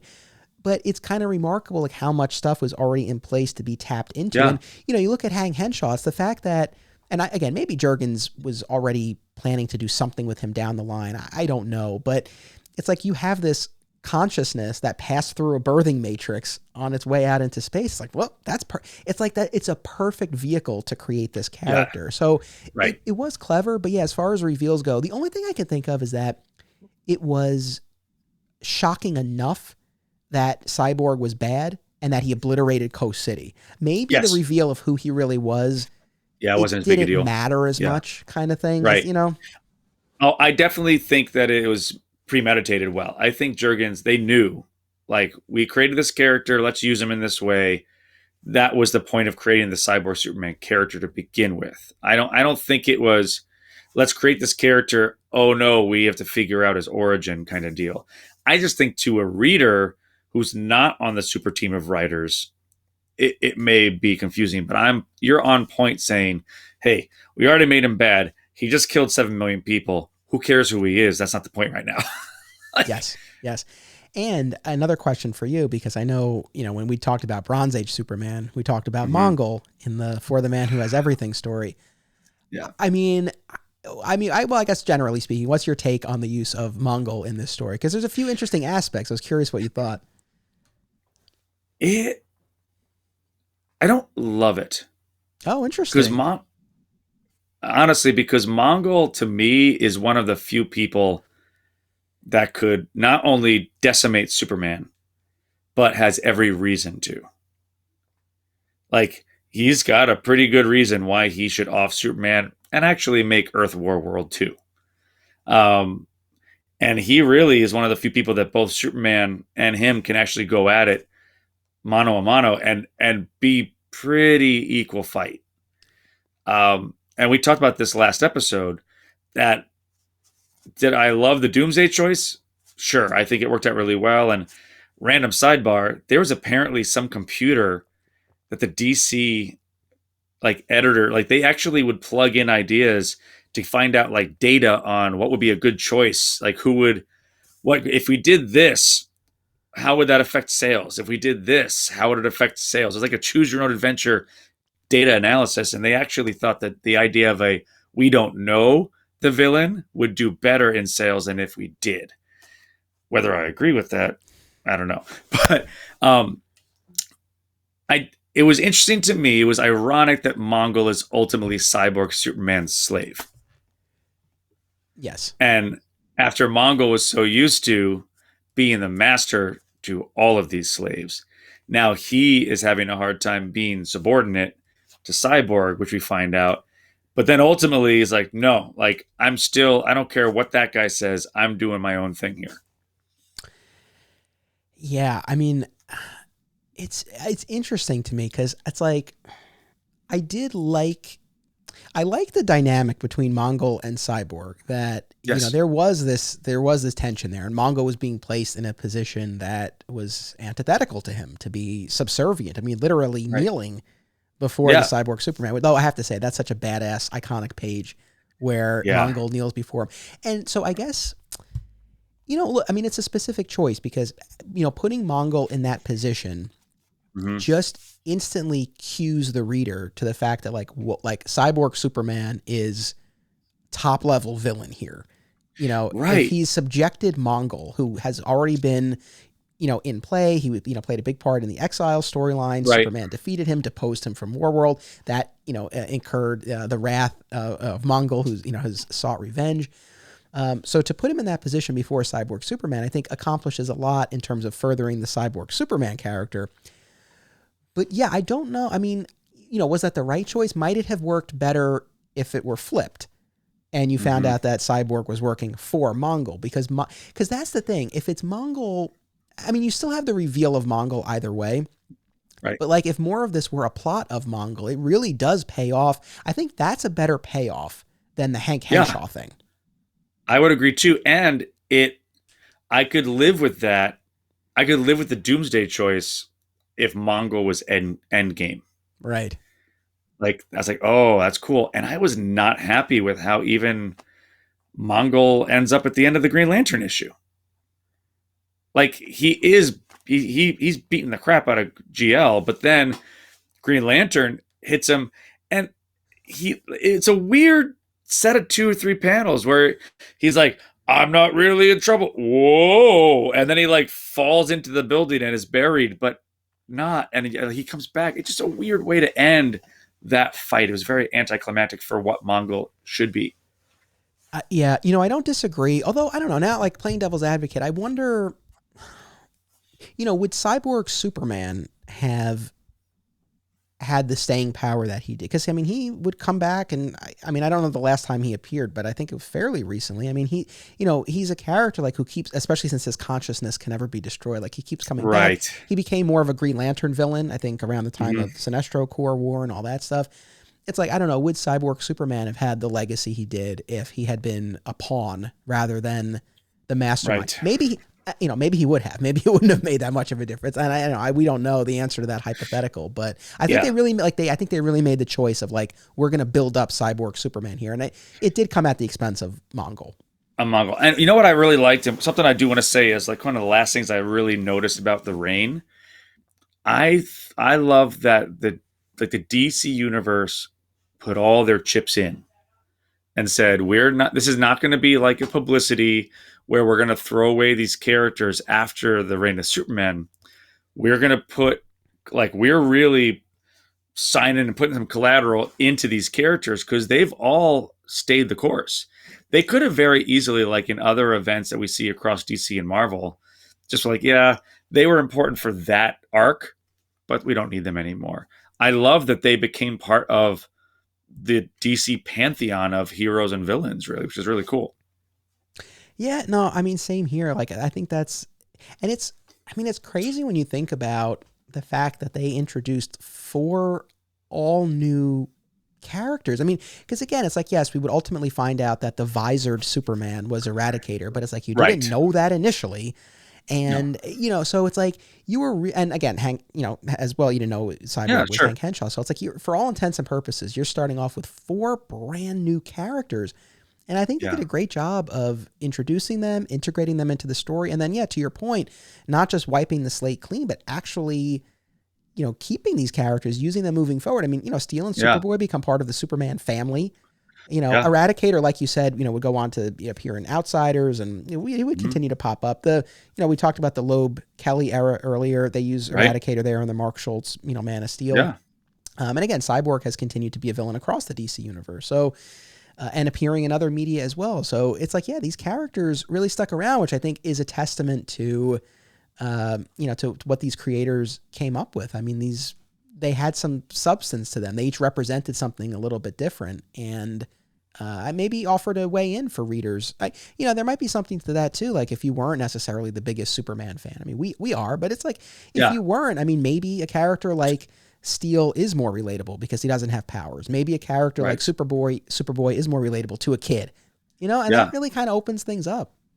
I need to, after we're done with this, go to the IMDb Superman and Lois site, and I want to look at the age of the writers because I'm so curious if they're between the ages of 35 and 45, that as they're putting together story arcs going like, man, you know what I love when I was a kid into my teens?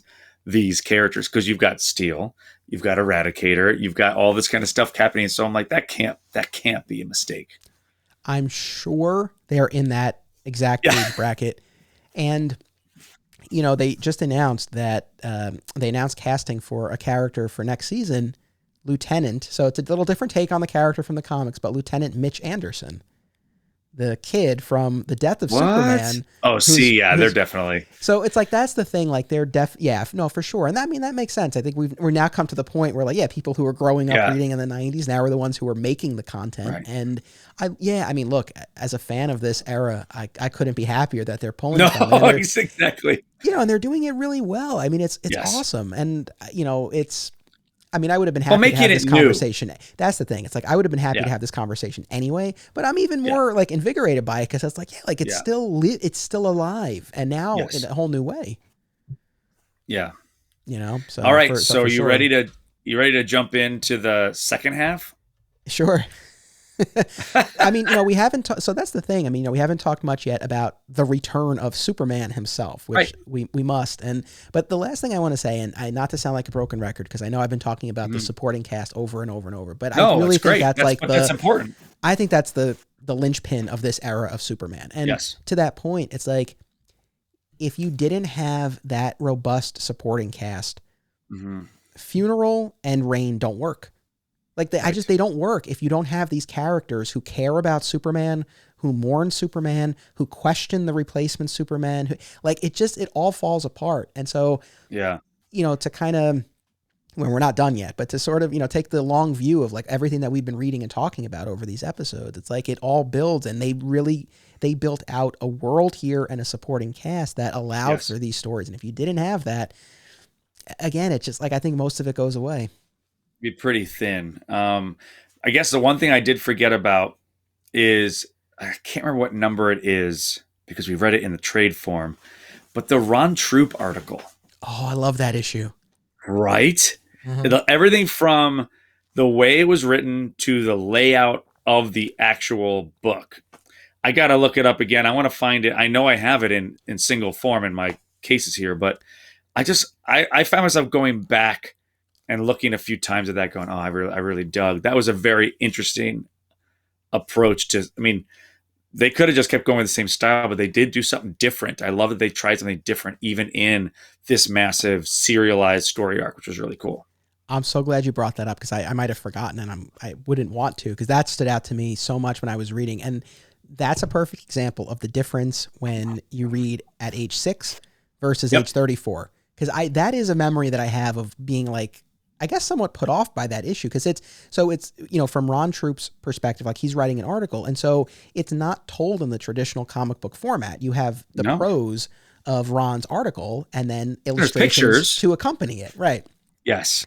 And it's a Dan Jurgens issue. And, you know, again, as a kid, I think I was just kind of like, this isn't what a comic looks like, you know, but I read it now and I'm like, oh, like it's a cool, different way to tell the story.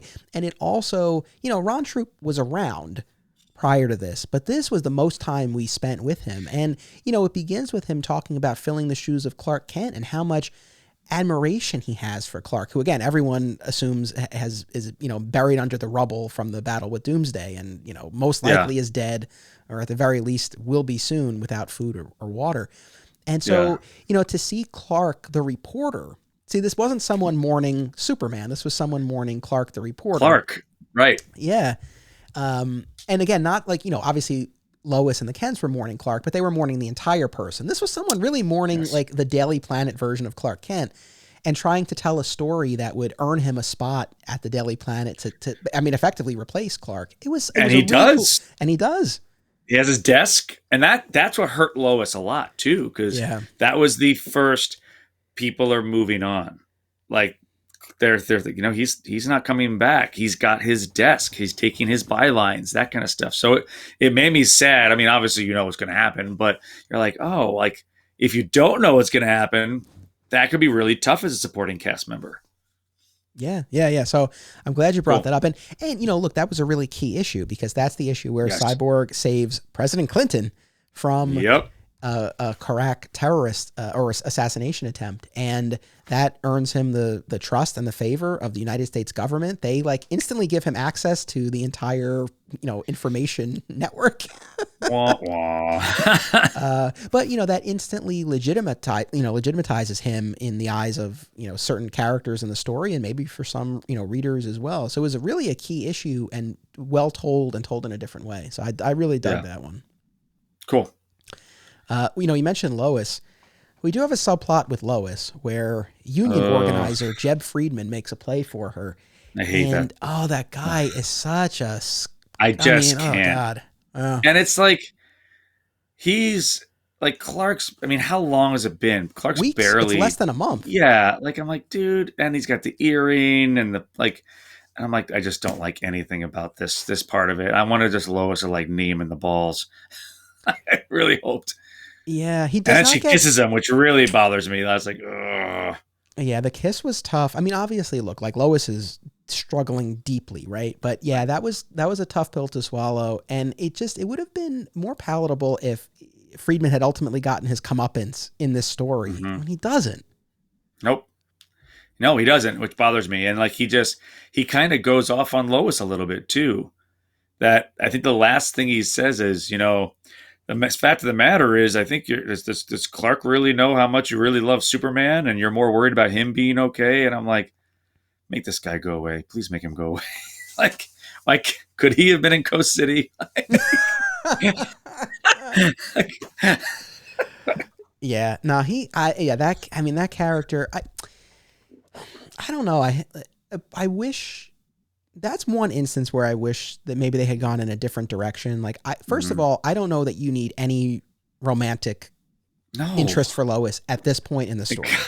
Gosh, no. But if you're going to, it's like, you know what it is? Because this guy was clearly a predator. I mean, at one point he have the thought bubble where he's like, if the only way I can get her on the rebound is on the rebound, that's fine. It's like, this guy's a scumbag.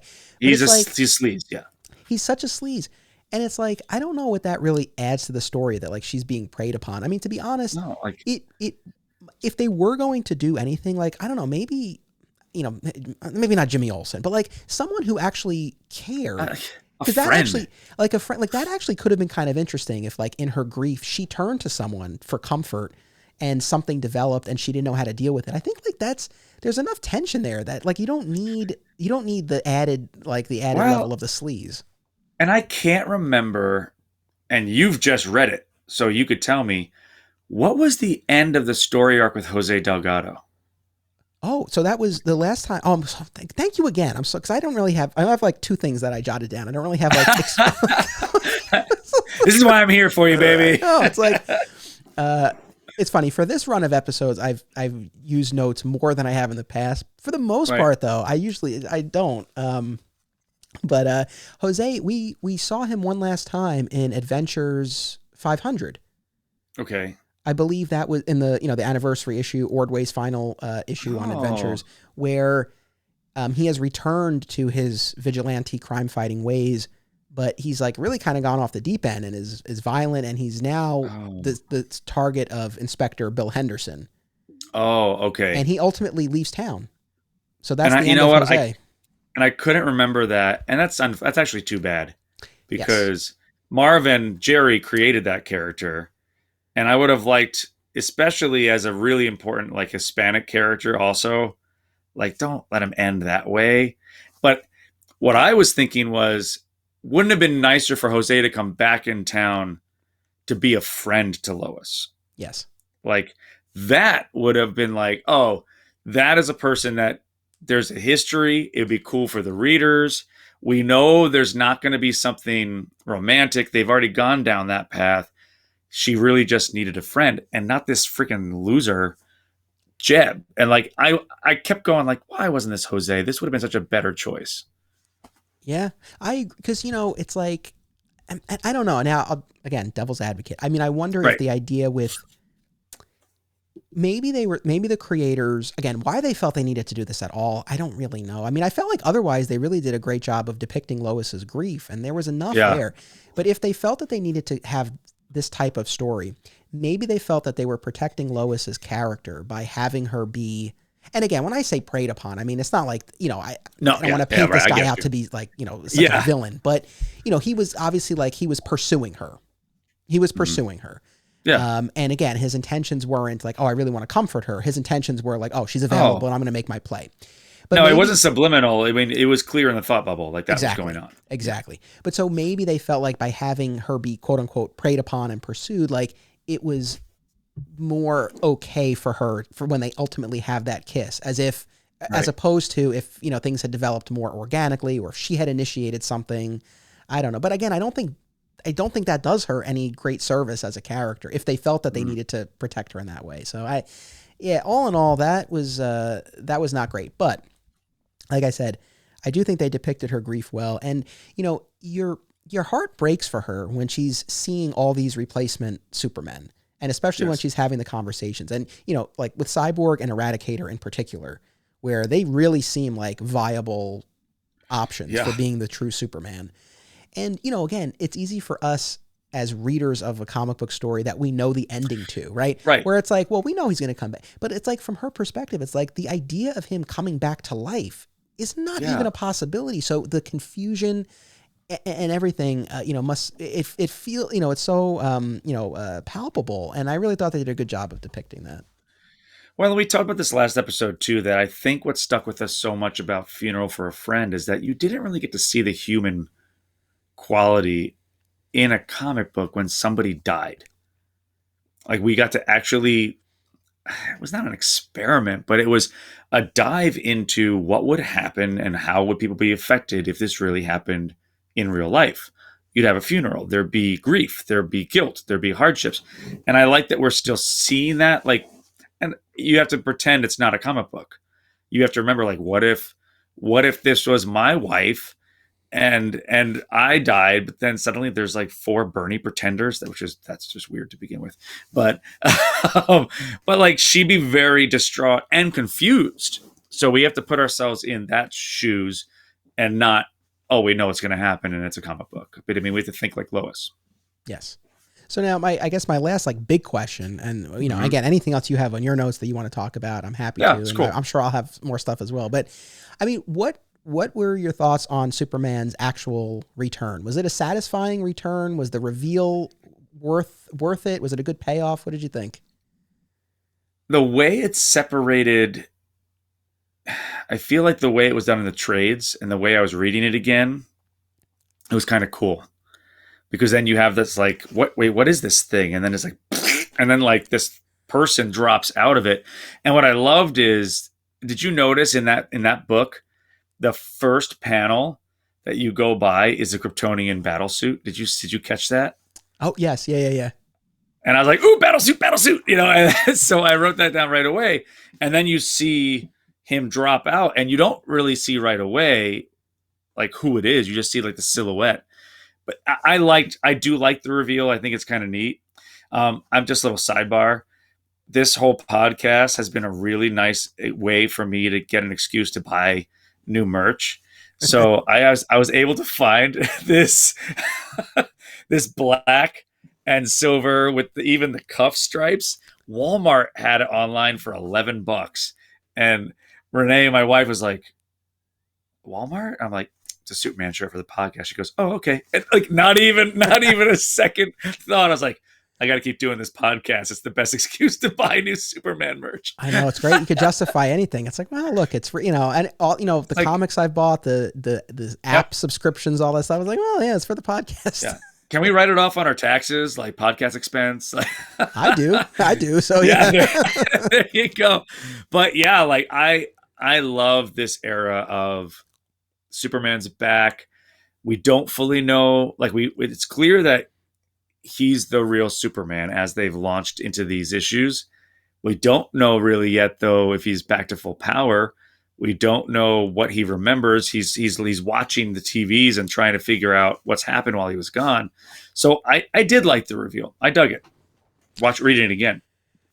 Yeah, I mean, I didn't dislike it, although I don't know. I guess I have a couple of thoughts, some of them competing. Like, on the one hand, I don't know, Superman's death, that like the final blows with Doomsday and him collapsing in Lois's arms, like they're just so iconic and powerful. And I don't know if we have the equivalent on the other side. And I think part of that reason is that they did continue to build this mystery. I mean, I know you said like it was clear that it was him when he came back, but it's like, I don't know that it totally was. I mean, like we were already dealing with 4 others. It's like, oh yeah,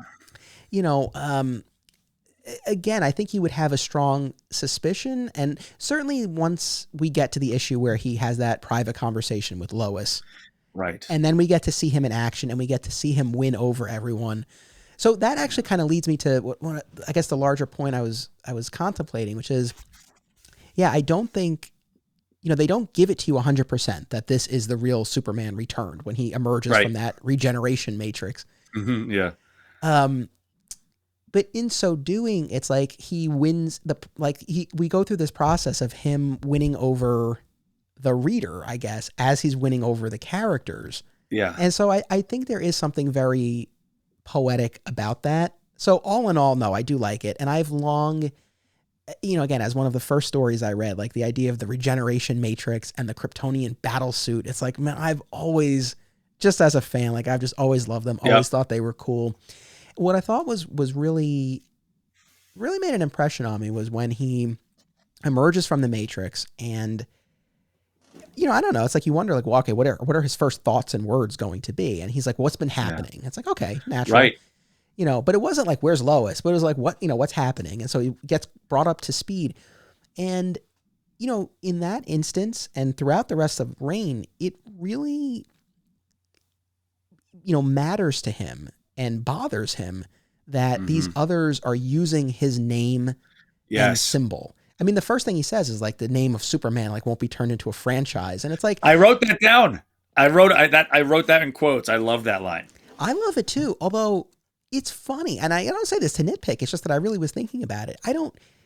This version of Superman we've been spending all the these past few years with. It's like I don't know. Would that bother him that much? I mean, clearly it did, but it's like I don't know that I would have predicted that. If you had said like, okay, he's going to see these 4 Supermen, what is his reaction going to be? I don't know that I would have thought that.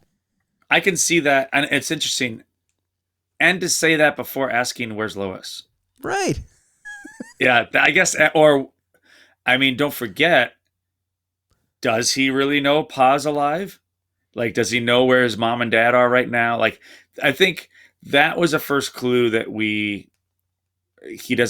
he's not back. It's not just back to full power. It's back to like he gets popped out of the egg carton and he doesn't really know who he fully is, but that's why he said like, tell me what's going on. Where am I? He's in a haze. And then all the robots are kind of helping back to figure out what's going on. And the fact that, and that he's in the fortress, like I'm sure that plays into it. I mean, if he had woken up on the farm, maybe his initial thoughts would have been different. So, yeah, I mean, from a psychological perspective, like it is really interesting. When he comes out of the Matrix, he has it is a black suit, but he also has those like Kryptonian beads on it. He would eventually change into the sleek black suit that has now become, synonymous with the reign of the Supermen. Yeah. Are you a fan of the black suit? I guess, judging by the shirt you're wearing. I've got the Superman. I've got a figure. I will talk about that too, real fast in a little bit. But I've got the figure from like 1996, I think, or when they had a toy line. Mm-hmm. When Hunter Prey came out, they did some great merchandise, which I bought the hell out of, and my daughters played with it even still when they were born. But there's a Kryptonian battlesuit toy. Oh, I had that. Yeah. Oh, yes. Yeah. It's so great. Like, and I think we still have it in the house somewhere. But yeah, any black suit. I just picked up the Henry Cavill black suit action figure that just came out. I'm like, yep, that's mine. That's automatically. That's what I'm wearing right now. Is the Henry Cavill black suit. I saw that. Superman. I love it. I don't know why. It's just so slick, and it also makes me harken back to this time. It's like a memory. Yeah, I mean that's the thing. The red and blue costume is so. I mean, it's iconic. Yet there's something about the black suit, and when Ken was on the show and we were talking about Zack Snyder's Justice League, we were talking about whether we like the black suit with the cape or not, which we get in the movie. And I get like I don't. Said, you don't like the cape? I don't like the cape. No, why? That's just me. I don't know. I think just the silver and black comes off a little more badass for some reason to me. Like a little more like you can't get rid of me. I'm jacked. I'm going to mess you up. The cape I love. The cape comes off to me as like regal or like iconic with the original suit. I kind of like that there's no cape with this one because it creates a difference between the two suit. And that's just me, dude. You can love it. No, that's the thing. Like I mean, I liked seeing it in motion in the movie. I thought it was really cool. But what I had said, and it does hold true, is that I feel like with the cape, then it's just a black version of the costume. Mm-hmm. Without the cape, then it really does become something a little bit different, to your point. So yeah, I mean, I love the black suit. Again,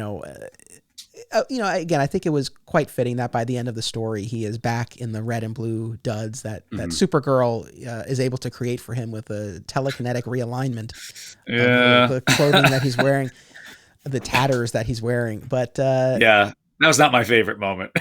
No. So again, I think just in terms of bringing the story full circle, I think putting him back in the costume made sense. But there's a part of me that's like, that kind of would have been cool.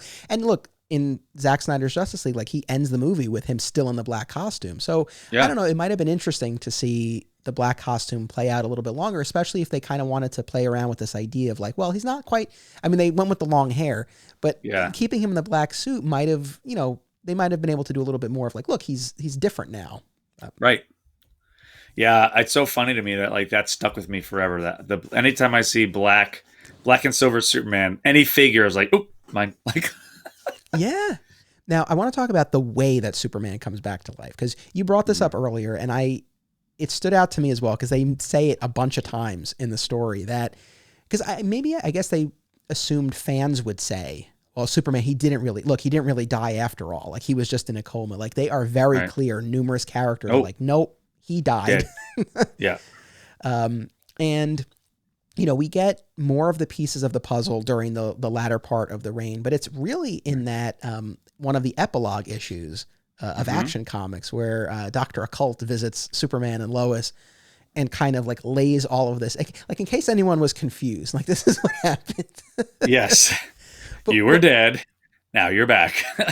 Yeah. But what I like, and even as a kid, I always liked this. And because it's funny, I remember explaining this probably to my parents, like how Superman came back to life. I remember what I liked about it was that it was spirit and body, going back to this idea of the body, right? Like we needed the Eradicator to take the body from the coffin and place it in the regeneration matrix where it's bombarded by solar radiation and can recharge.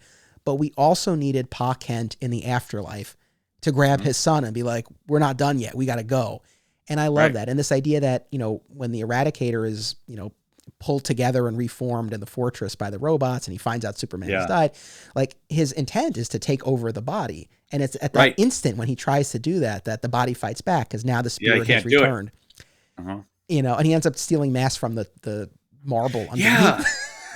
Or like I need a little extra something, so I'm going to take from this. Like, and then he brings the body to the fortress and puts it in the matrix because he himself now cannot absorb sunlight directly, but he can absorb it through Superman through the matrix. So, I mean, it was a little convoluted, but it worked, because I think what was really beautiful about it was you did have the spiritual side that involved Pa Kent and his humanity. But then you did also have the Kryptonian technology, and you couldn't have one without the other. I think it was an effective explanation. Yeah, and again, like I hate to go back to this again, but that it would be worth talking about who on the creative staff was planning little faith bubbles in this too, because that's directly out of most faiths, is that your body is dead and your spirit moves on. But I never even looked into that to find out, like, were any of the creators, do they have faith in their life? Did they purposely do those things? Because that could have gone a very different direction depending on who the writers are. Well, and maybe they tailored it. Maybe they tailored it to an audience that they thought would understand it.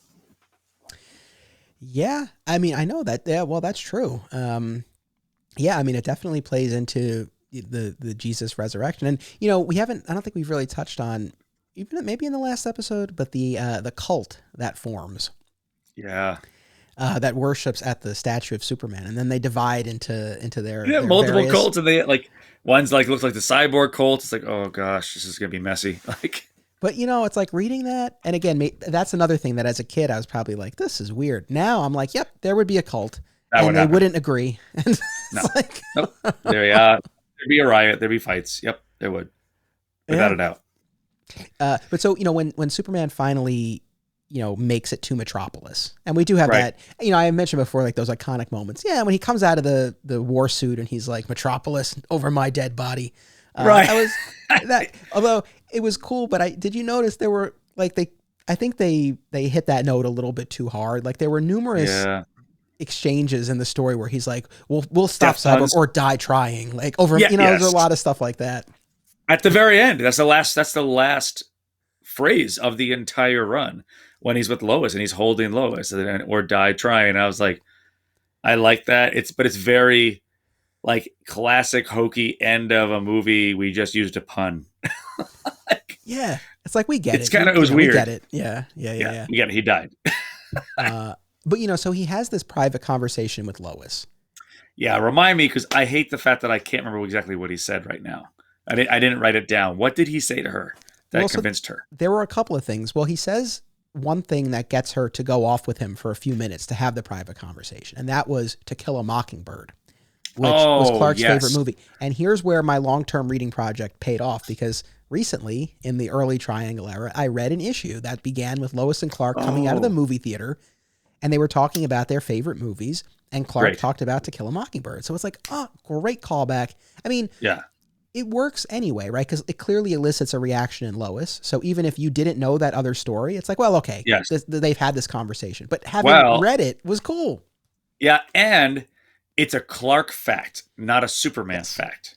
That's the great thing about that. That's like, no, the other ones could possibly say a Superman Kryptonian thing that Lois might know, but this was a clear, you should know who I am kind of tell. I love it. Yes, and it wasn't like the Cyborg where he's like Kent, a farm. It's like, no, this was a very specific personal detail. To her, yeah. So they go off and talk in the airplane hangar, and he basically repeats the farewell that he gave her before he went off to fight Doomsday at the very end. And he's, he kisses her and he's like, remember, no matter what happens, I'll always love you.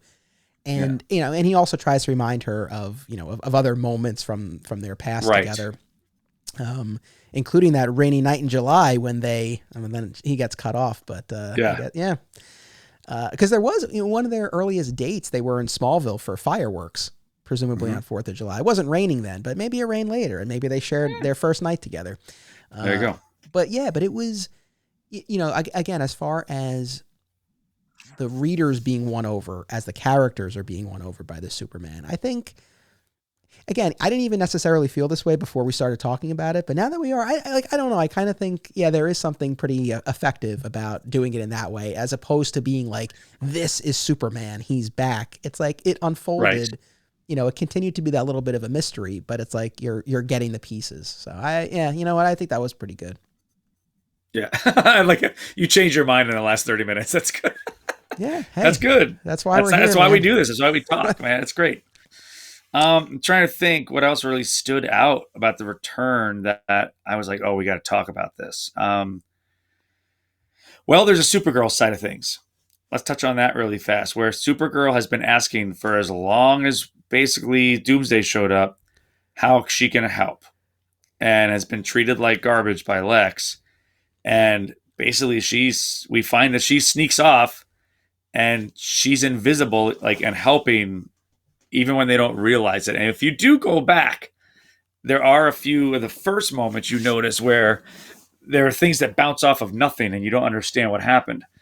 But I do like that reveal, and I think that was awesome, that how they continue to use her or / Matrix throughout until the very end. I don't love the costume, suddenly she's a telekinetic tailor. I don't get how that works.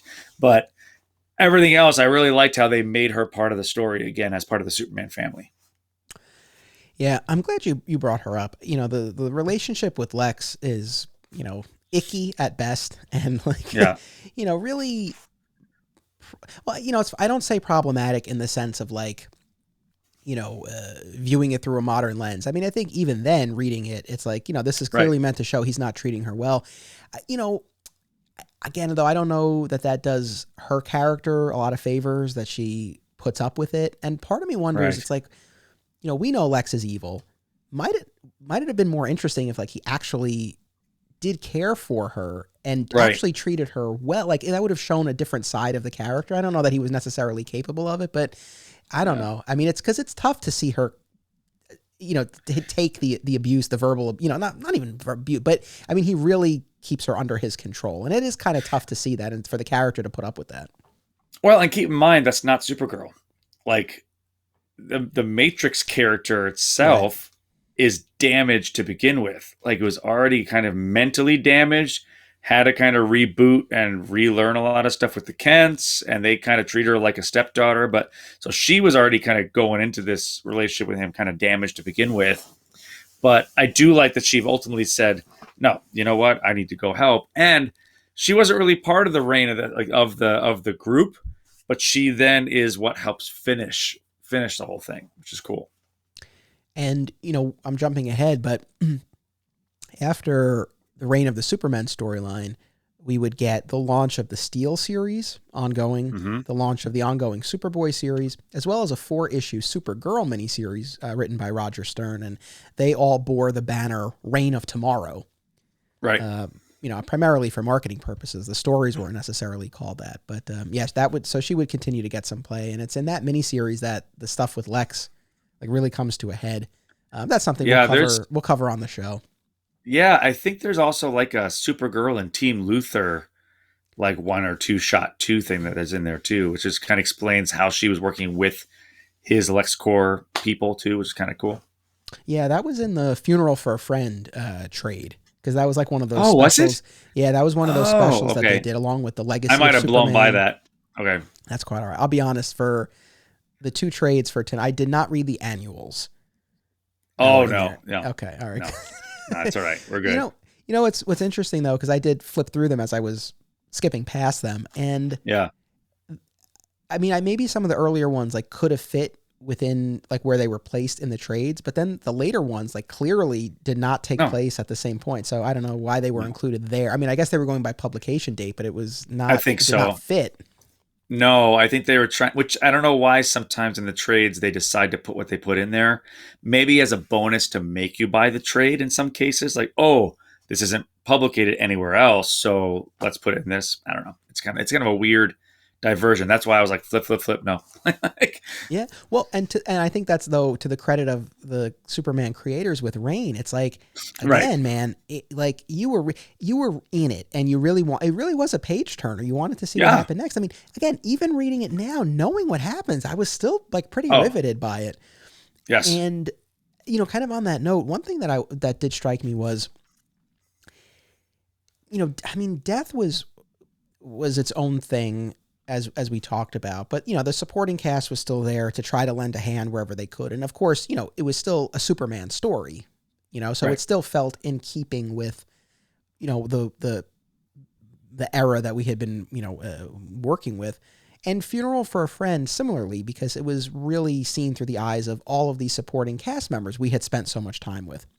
Yeah, but Reign, with the introduction of all the new characters and most of the supporting cast taking more of a back seat, and just the big blockbuster action of the destruction of Coast City and the planned destruction of Metropolis and the planet, it really felt like something different than the preceding era, and I haven't gotten into reading beyond this yet. We'll talk about that in a few minutes for the future of the podcast, but I'm curious to kind of revisit the rest of the 90s to kind of see does it go back? Does it kind of stay here? Does it become something somewhere in between? But this definitely felt like, okay, we're in a different phase here. Oh, it does. I think that the Death and Reign and Return era was good for Superman in DC because, if you look before this, the big story arcs were like Panic in the Sky, or maybe Time and Time Again, but they were also maybe a 3 to 5 part, and they're not memorable. And as you read,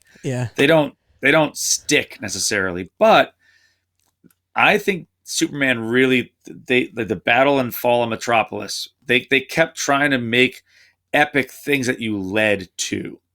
The trial of Superman, the death of Clark Kent, all these things that they were less little tiny storylines and things that more they built up to over the course of a year. So there was a reason why they were telling the stories they were telling, which I really did like a lot of the 90s. It's towards the end of the 90s where we got to like King of the World, Y2K, and that kind of stuff where it gets a little rough.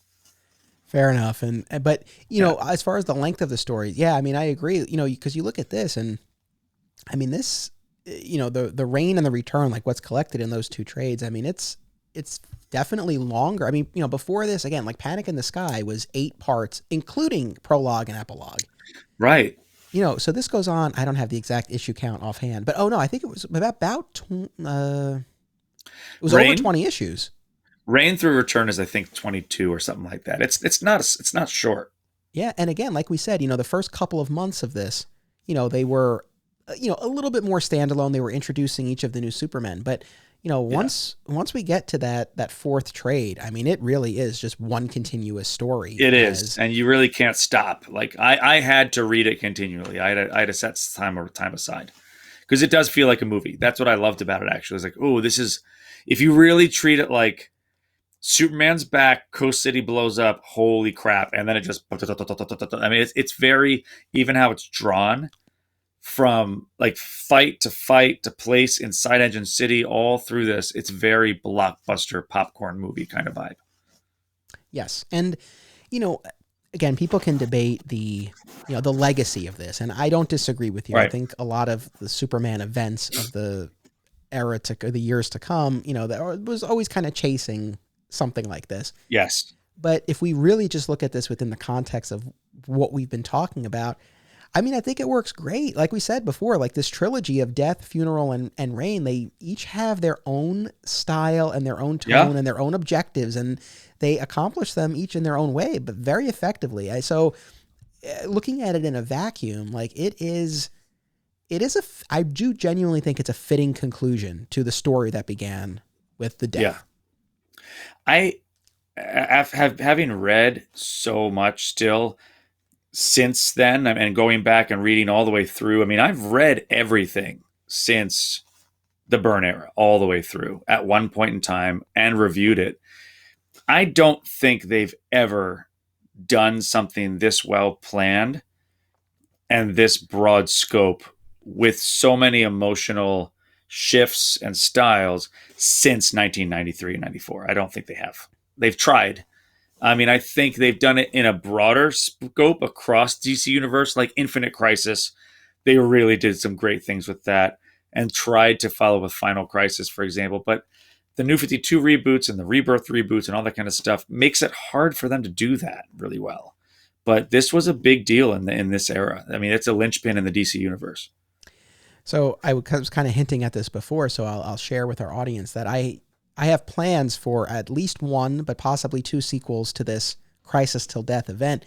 When I originally designed this podcast series, I said to myself, and I probably said it maybe in one of the early episodes, that I didn't foresee rereading the rest of the 90s after the Return before the Loeb Kelly era, which I've already covered on the show, right?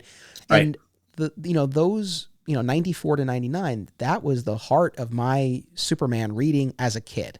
Like I started with the Death and I went all the way through. So, for this reading project, I was taking in most of it for the first time, but the rest of the 90s I had already read. And I was like, I don't know that I could see myself rereading all that stuff. Maybe I'll do a story here or there. But after going through this process, I said to myself, no, it's like, if you got to do this, you got to cover the rest of the 90s, because I think if nothing else, personally, it'll be, I think, kind of interesting to revisit that period of my Superman fandom. Yeah. And I've not reread that stuff. I mean, since the 90s. So, I'll be coming at it with almost fresh eyes. And just like with the Death of Superman, I think it will be really fascinating now to go back having, this entire Crisis Till Death period under my belt. Yeah. So, I don't know exactly how I'm going to break it up. It will be at least, we're probably talking a year out. I think end of 2022 at the earliest, because, this was a massive reading project and I need some time to build up to something like that again. Yeah. And we have, honestly, there's so much if you could see my spreadsheet, Bernie, there's so much stuff that we're going to cover next year. It's going to be really, really fun. But there will be at least one, again, maybe 2 sequels, depending on how I break this up, where we will go through the rest of the 90s, and you will be here. I'm going to rope you in for at least one. Uh, Oh man, Scott, Scott, if Scott's willing to do another another reading project. Sky, just chain him to a desk and make him read another 150 issues. No, I got to give Scott, like, the next time Scott's on the show, I got to give him just like watching a movie or, a 6-issue miniseries. Like, I got to give him something that's like easily, a quick digestible thing before I hit him with another reading project. That's my Scott, because he listens. Scott, that's my promise. Yeah. That's my Yep. promise. Soften the blow. There's at least one more big thing that I wanted to ask you about the return of Superman and the final confrontation with between Superman and Cyborg. First of all, I got to say, and I've loved this as a kid, from when I read this as a kid, it's one of those scenes that always stood with me. But that final confrontation after... Is it the jaw? It's... No, not necessarily... Wait, what are you referring to? When he cracks his jaw right off, kind of close to that. So, it's after, Cyborg has fired the the Kryptonite cannon, right? And the energy has passed through Eradicator, right? And now we have this Kryptonite dust obscuring everything. Yeah. And we just see the shadow or the silhouette of Superman, obscured by the smoke. And he says, like, you killed millions and you did it wearing my symbol, using my name. And, he's like, this is your doomsday. And it's just this moment of triumph. Yeah. I loved that. I loved him reclaiming the name, reclaiming the symbol. Again, like I said, I don't know going into this if I would have really pegged this version of Superman as caring quite so much, but it was definitely fitting and it was appropriate. And it was nice to see like that what he had built mattered so much to him. Right. The thing I wanted to ask you, though, was Superman punches Cyborg through the chest and vibrates. Yes. Such that he shatters Cyborg, right? Like he completely, breaks into a million pieces.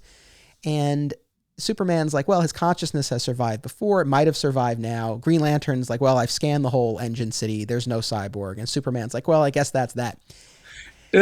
So, like, here's the thing. In the past, it was such a big deal when he killed. Yes. Did he not kill, or, I mean, again, we know Cyborg comes back.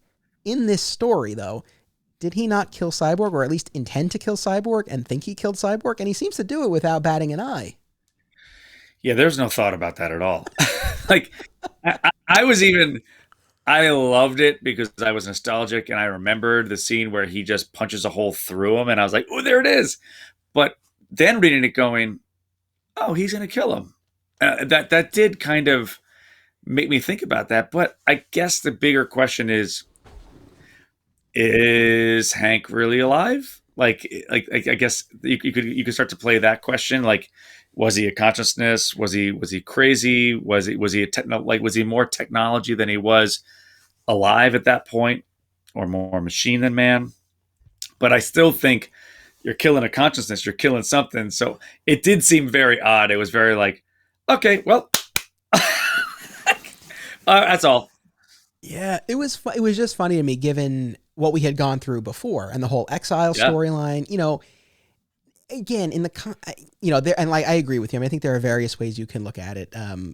Maybe that he was more machine than man, but again, I agree with you. The fact that he was a consciousness, I think for Superman, that would be enough to be considered a life. Right. On the other hand, it's like he killed 7 million people. Although the Kryptonian criminals that Superman had executed had killed billions, and he was racked with guilt over that and vowed never to kill again. So I don't know. I think that's kind of tough to reconcile. But I think because of the exile, I think he learned a lot from that. I think he learned he's never going to kill again. But I think that was more in the, I'm not going to kill. Yeah, exactly right. This was, I mean, 7, that's pretty big. I mean, what Cyborg Superman did is like pretty rough.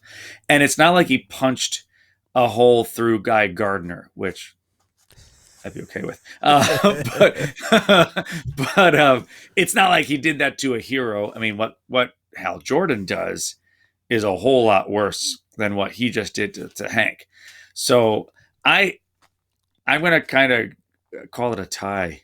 Like I guess like I agree, but I'm not as upset about it that I think we need to be. Yeah, no, I mean, like in the end, I'm not upset about it. I mean, we've talked about this before about Yeah. Superman killing, and honestly, Right. for myself, I don't think it should ever be his first choice. I don't think it's something he's, Right. going to jump to, but if he's in a situation where he feels like it's appropriate, I'm not like, oh no, he can't kill under any circumstances. And I think this is a circumstance he was justified.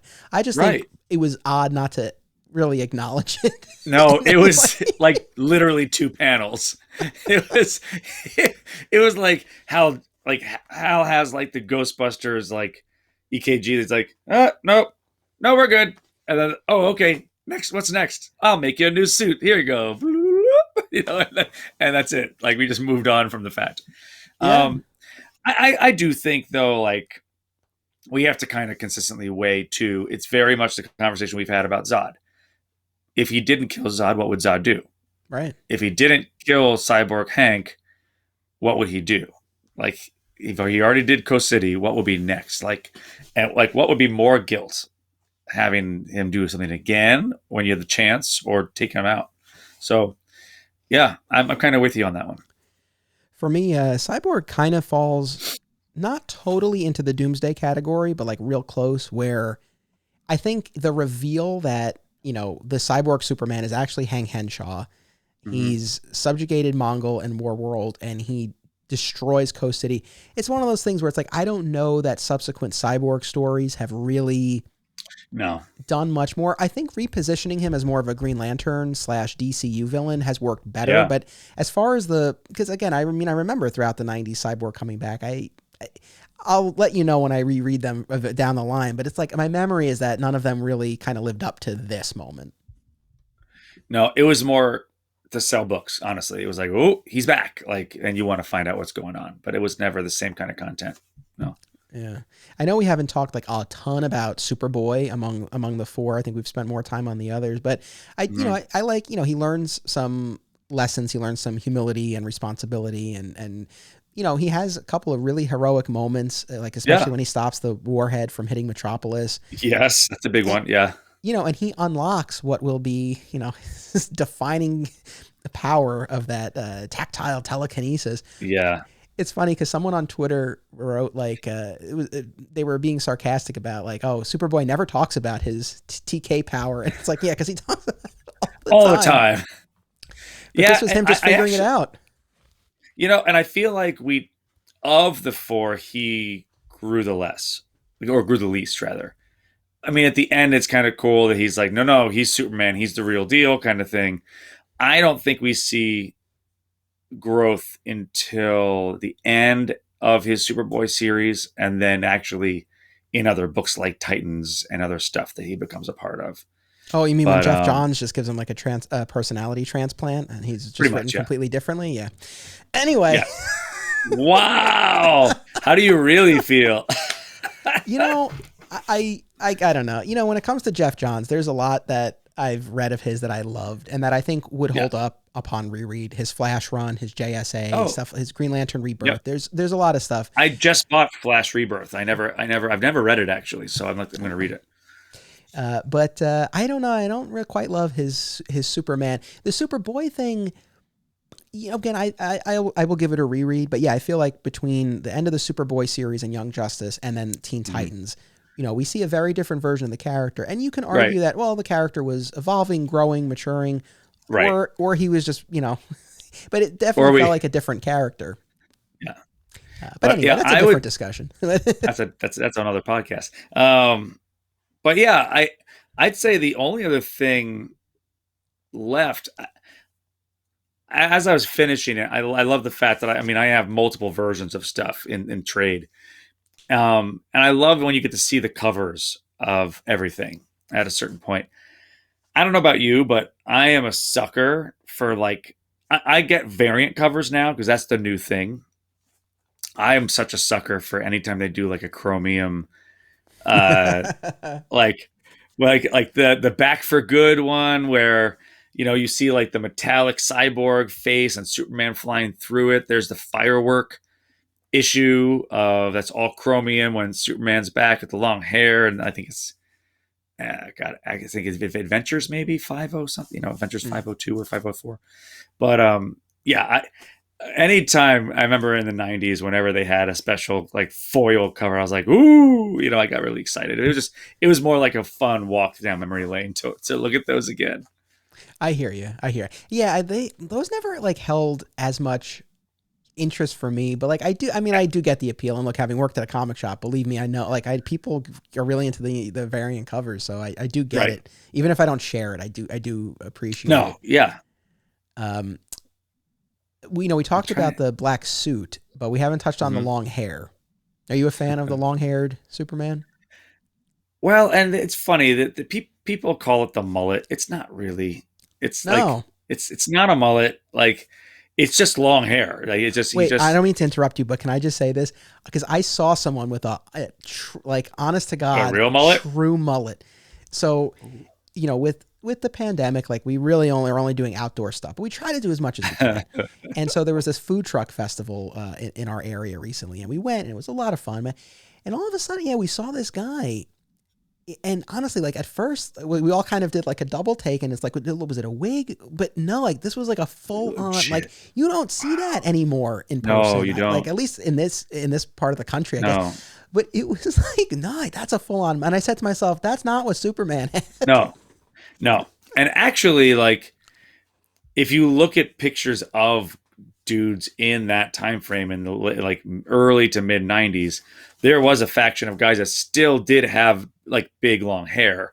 I mean, depending who the artist was for Superman, they made it a little bit bigger than others. But I'm okay with it. I was okay when it was there, when it wasn't super long. But when they finally cut it, that was fine. Like I'm not.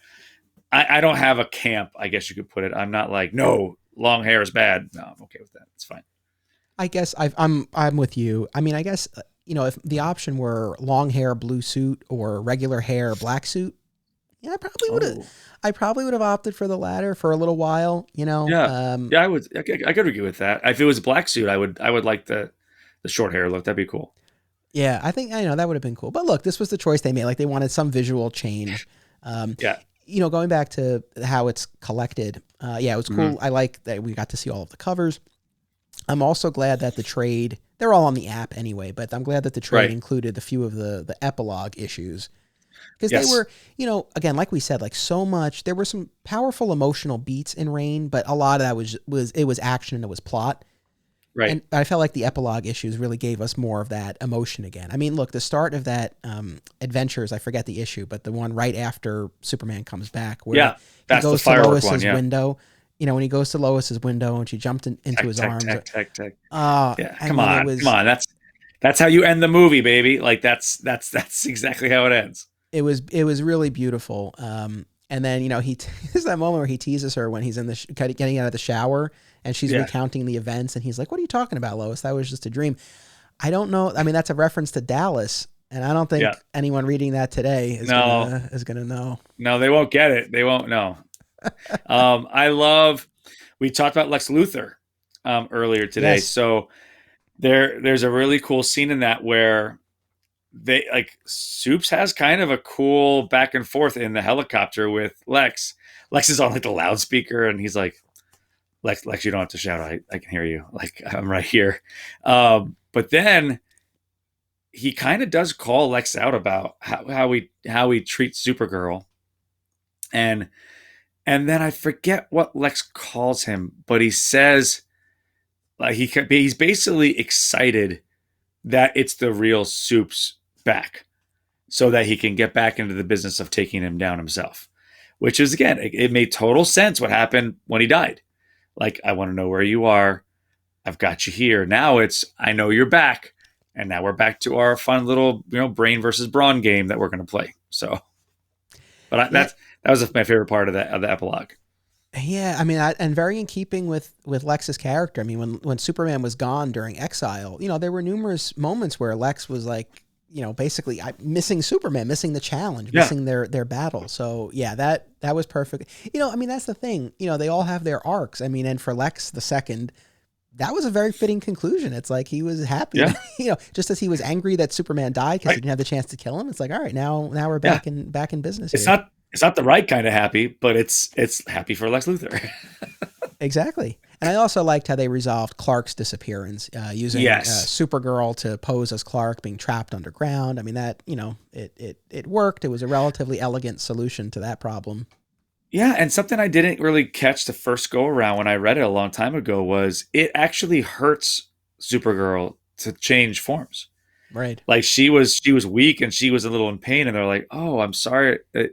I'm sorry that it hurts you when you do that." She's like, "No, it's for a good reason." And I was like, "Oh, that's kind of interesting. I never caught that when I read that." So, but I liked that was a really good way to do it. And you just have like Clark and Superman next to each other for like a photo op with Cat Grant's there and all that kind of stuff's going on. It was a cool way to finish up in the epilogue. Yeah, I mean, look, as far as the secret identity, I think every now and then, if you do something like that, to just kind of be like, okay, look, like we've accounted for how people don't think that they're the same person. It's like, okay, that buys you some goodwill for a while on the suspension like, look, of disbelief. we have video footage. Yeah, exactly. So I thought that worked well. It's funny to me. It's like very old fashioned, because Clark now, his apartment is gone, right? Yeah. Ma and Pa and Lois closed it all up and everything. And so Clark needs a place to stay. And, you might think his fiance would make sense, but no, he's got to go room with Jimmy Olsen. Which isn't that flipped? Because didn't Jimmy have to stay didn't he get evicted or something? Didn't he have to stay with Clark? There was a whole story where it was a running subplot for quite a while in the earlier triangle. Where Jimmy he loses his job and is homeless. Bibbo ends up taking him in. That's it. Thank you. That's who it is. Which also, that as we wind down here, we didn't mention Bibbo. Yeah.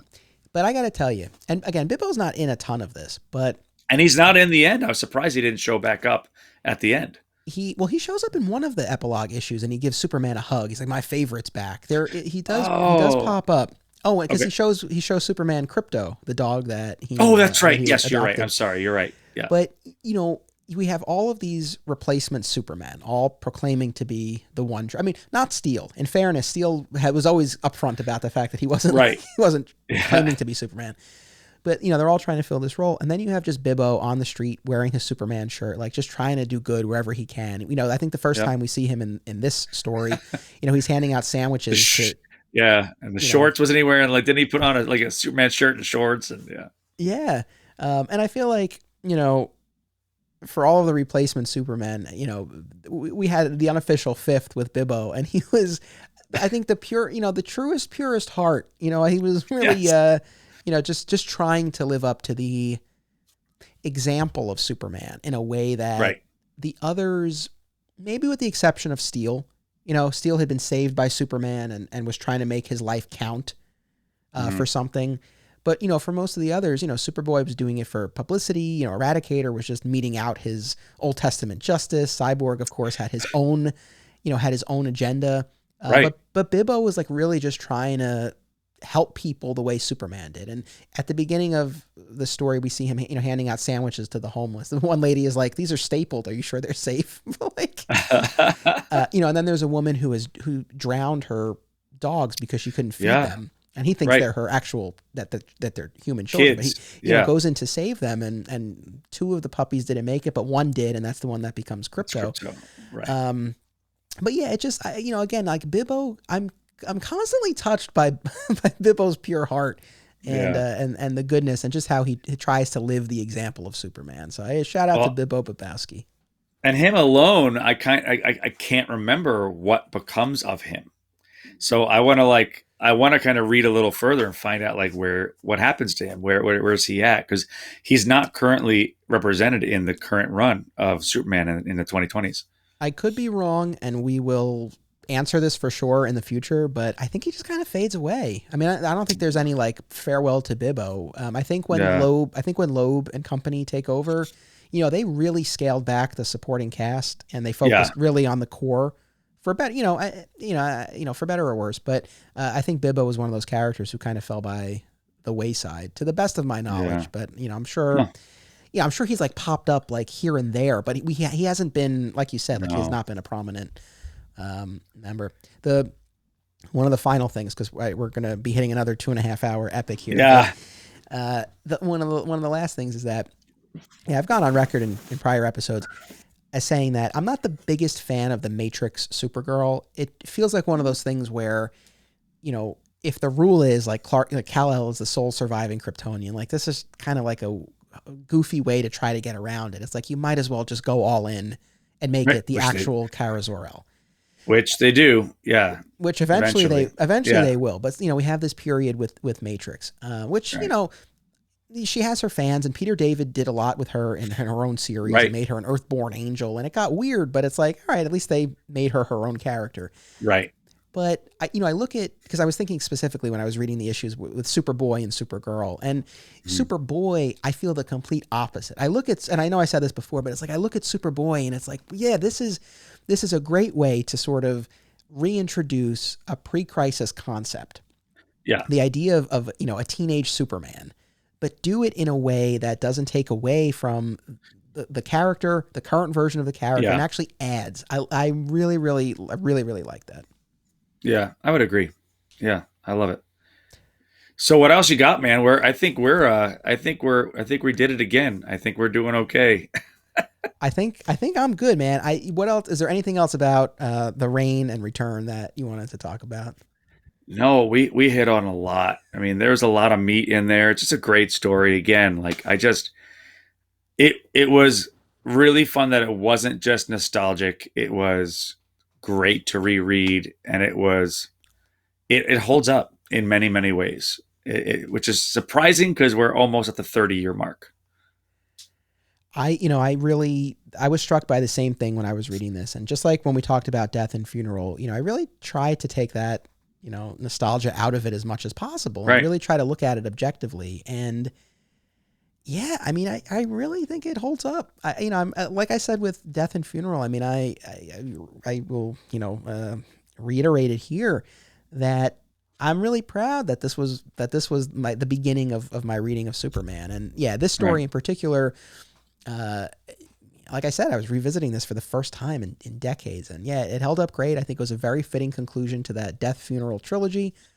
And yeah, I mean, look, I'll keep this short because I've said my thanks and all of that, but this reading project has been immensely fulfilling as a Superman fan to have closed this gap in my fandom.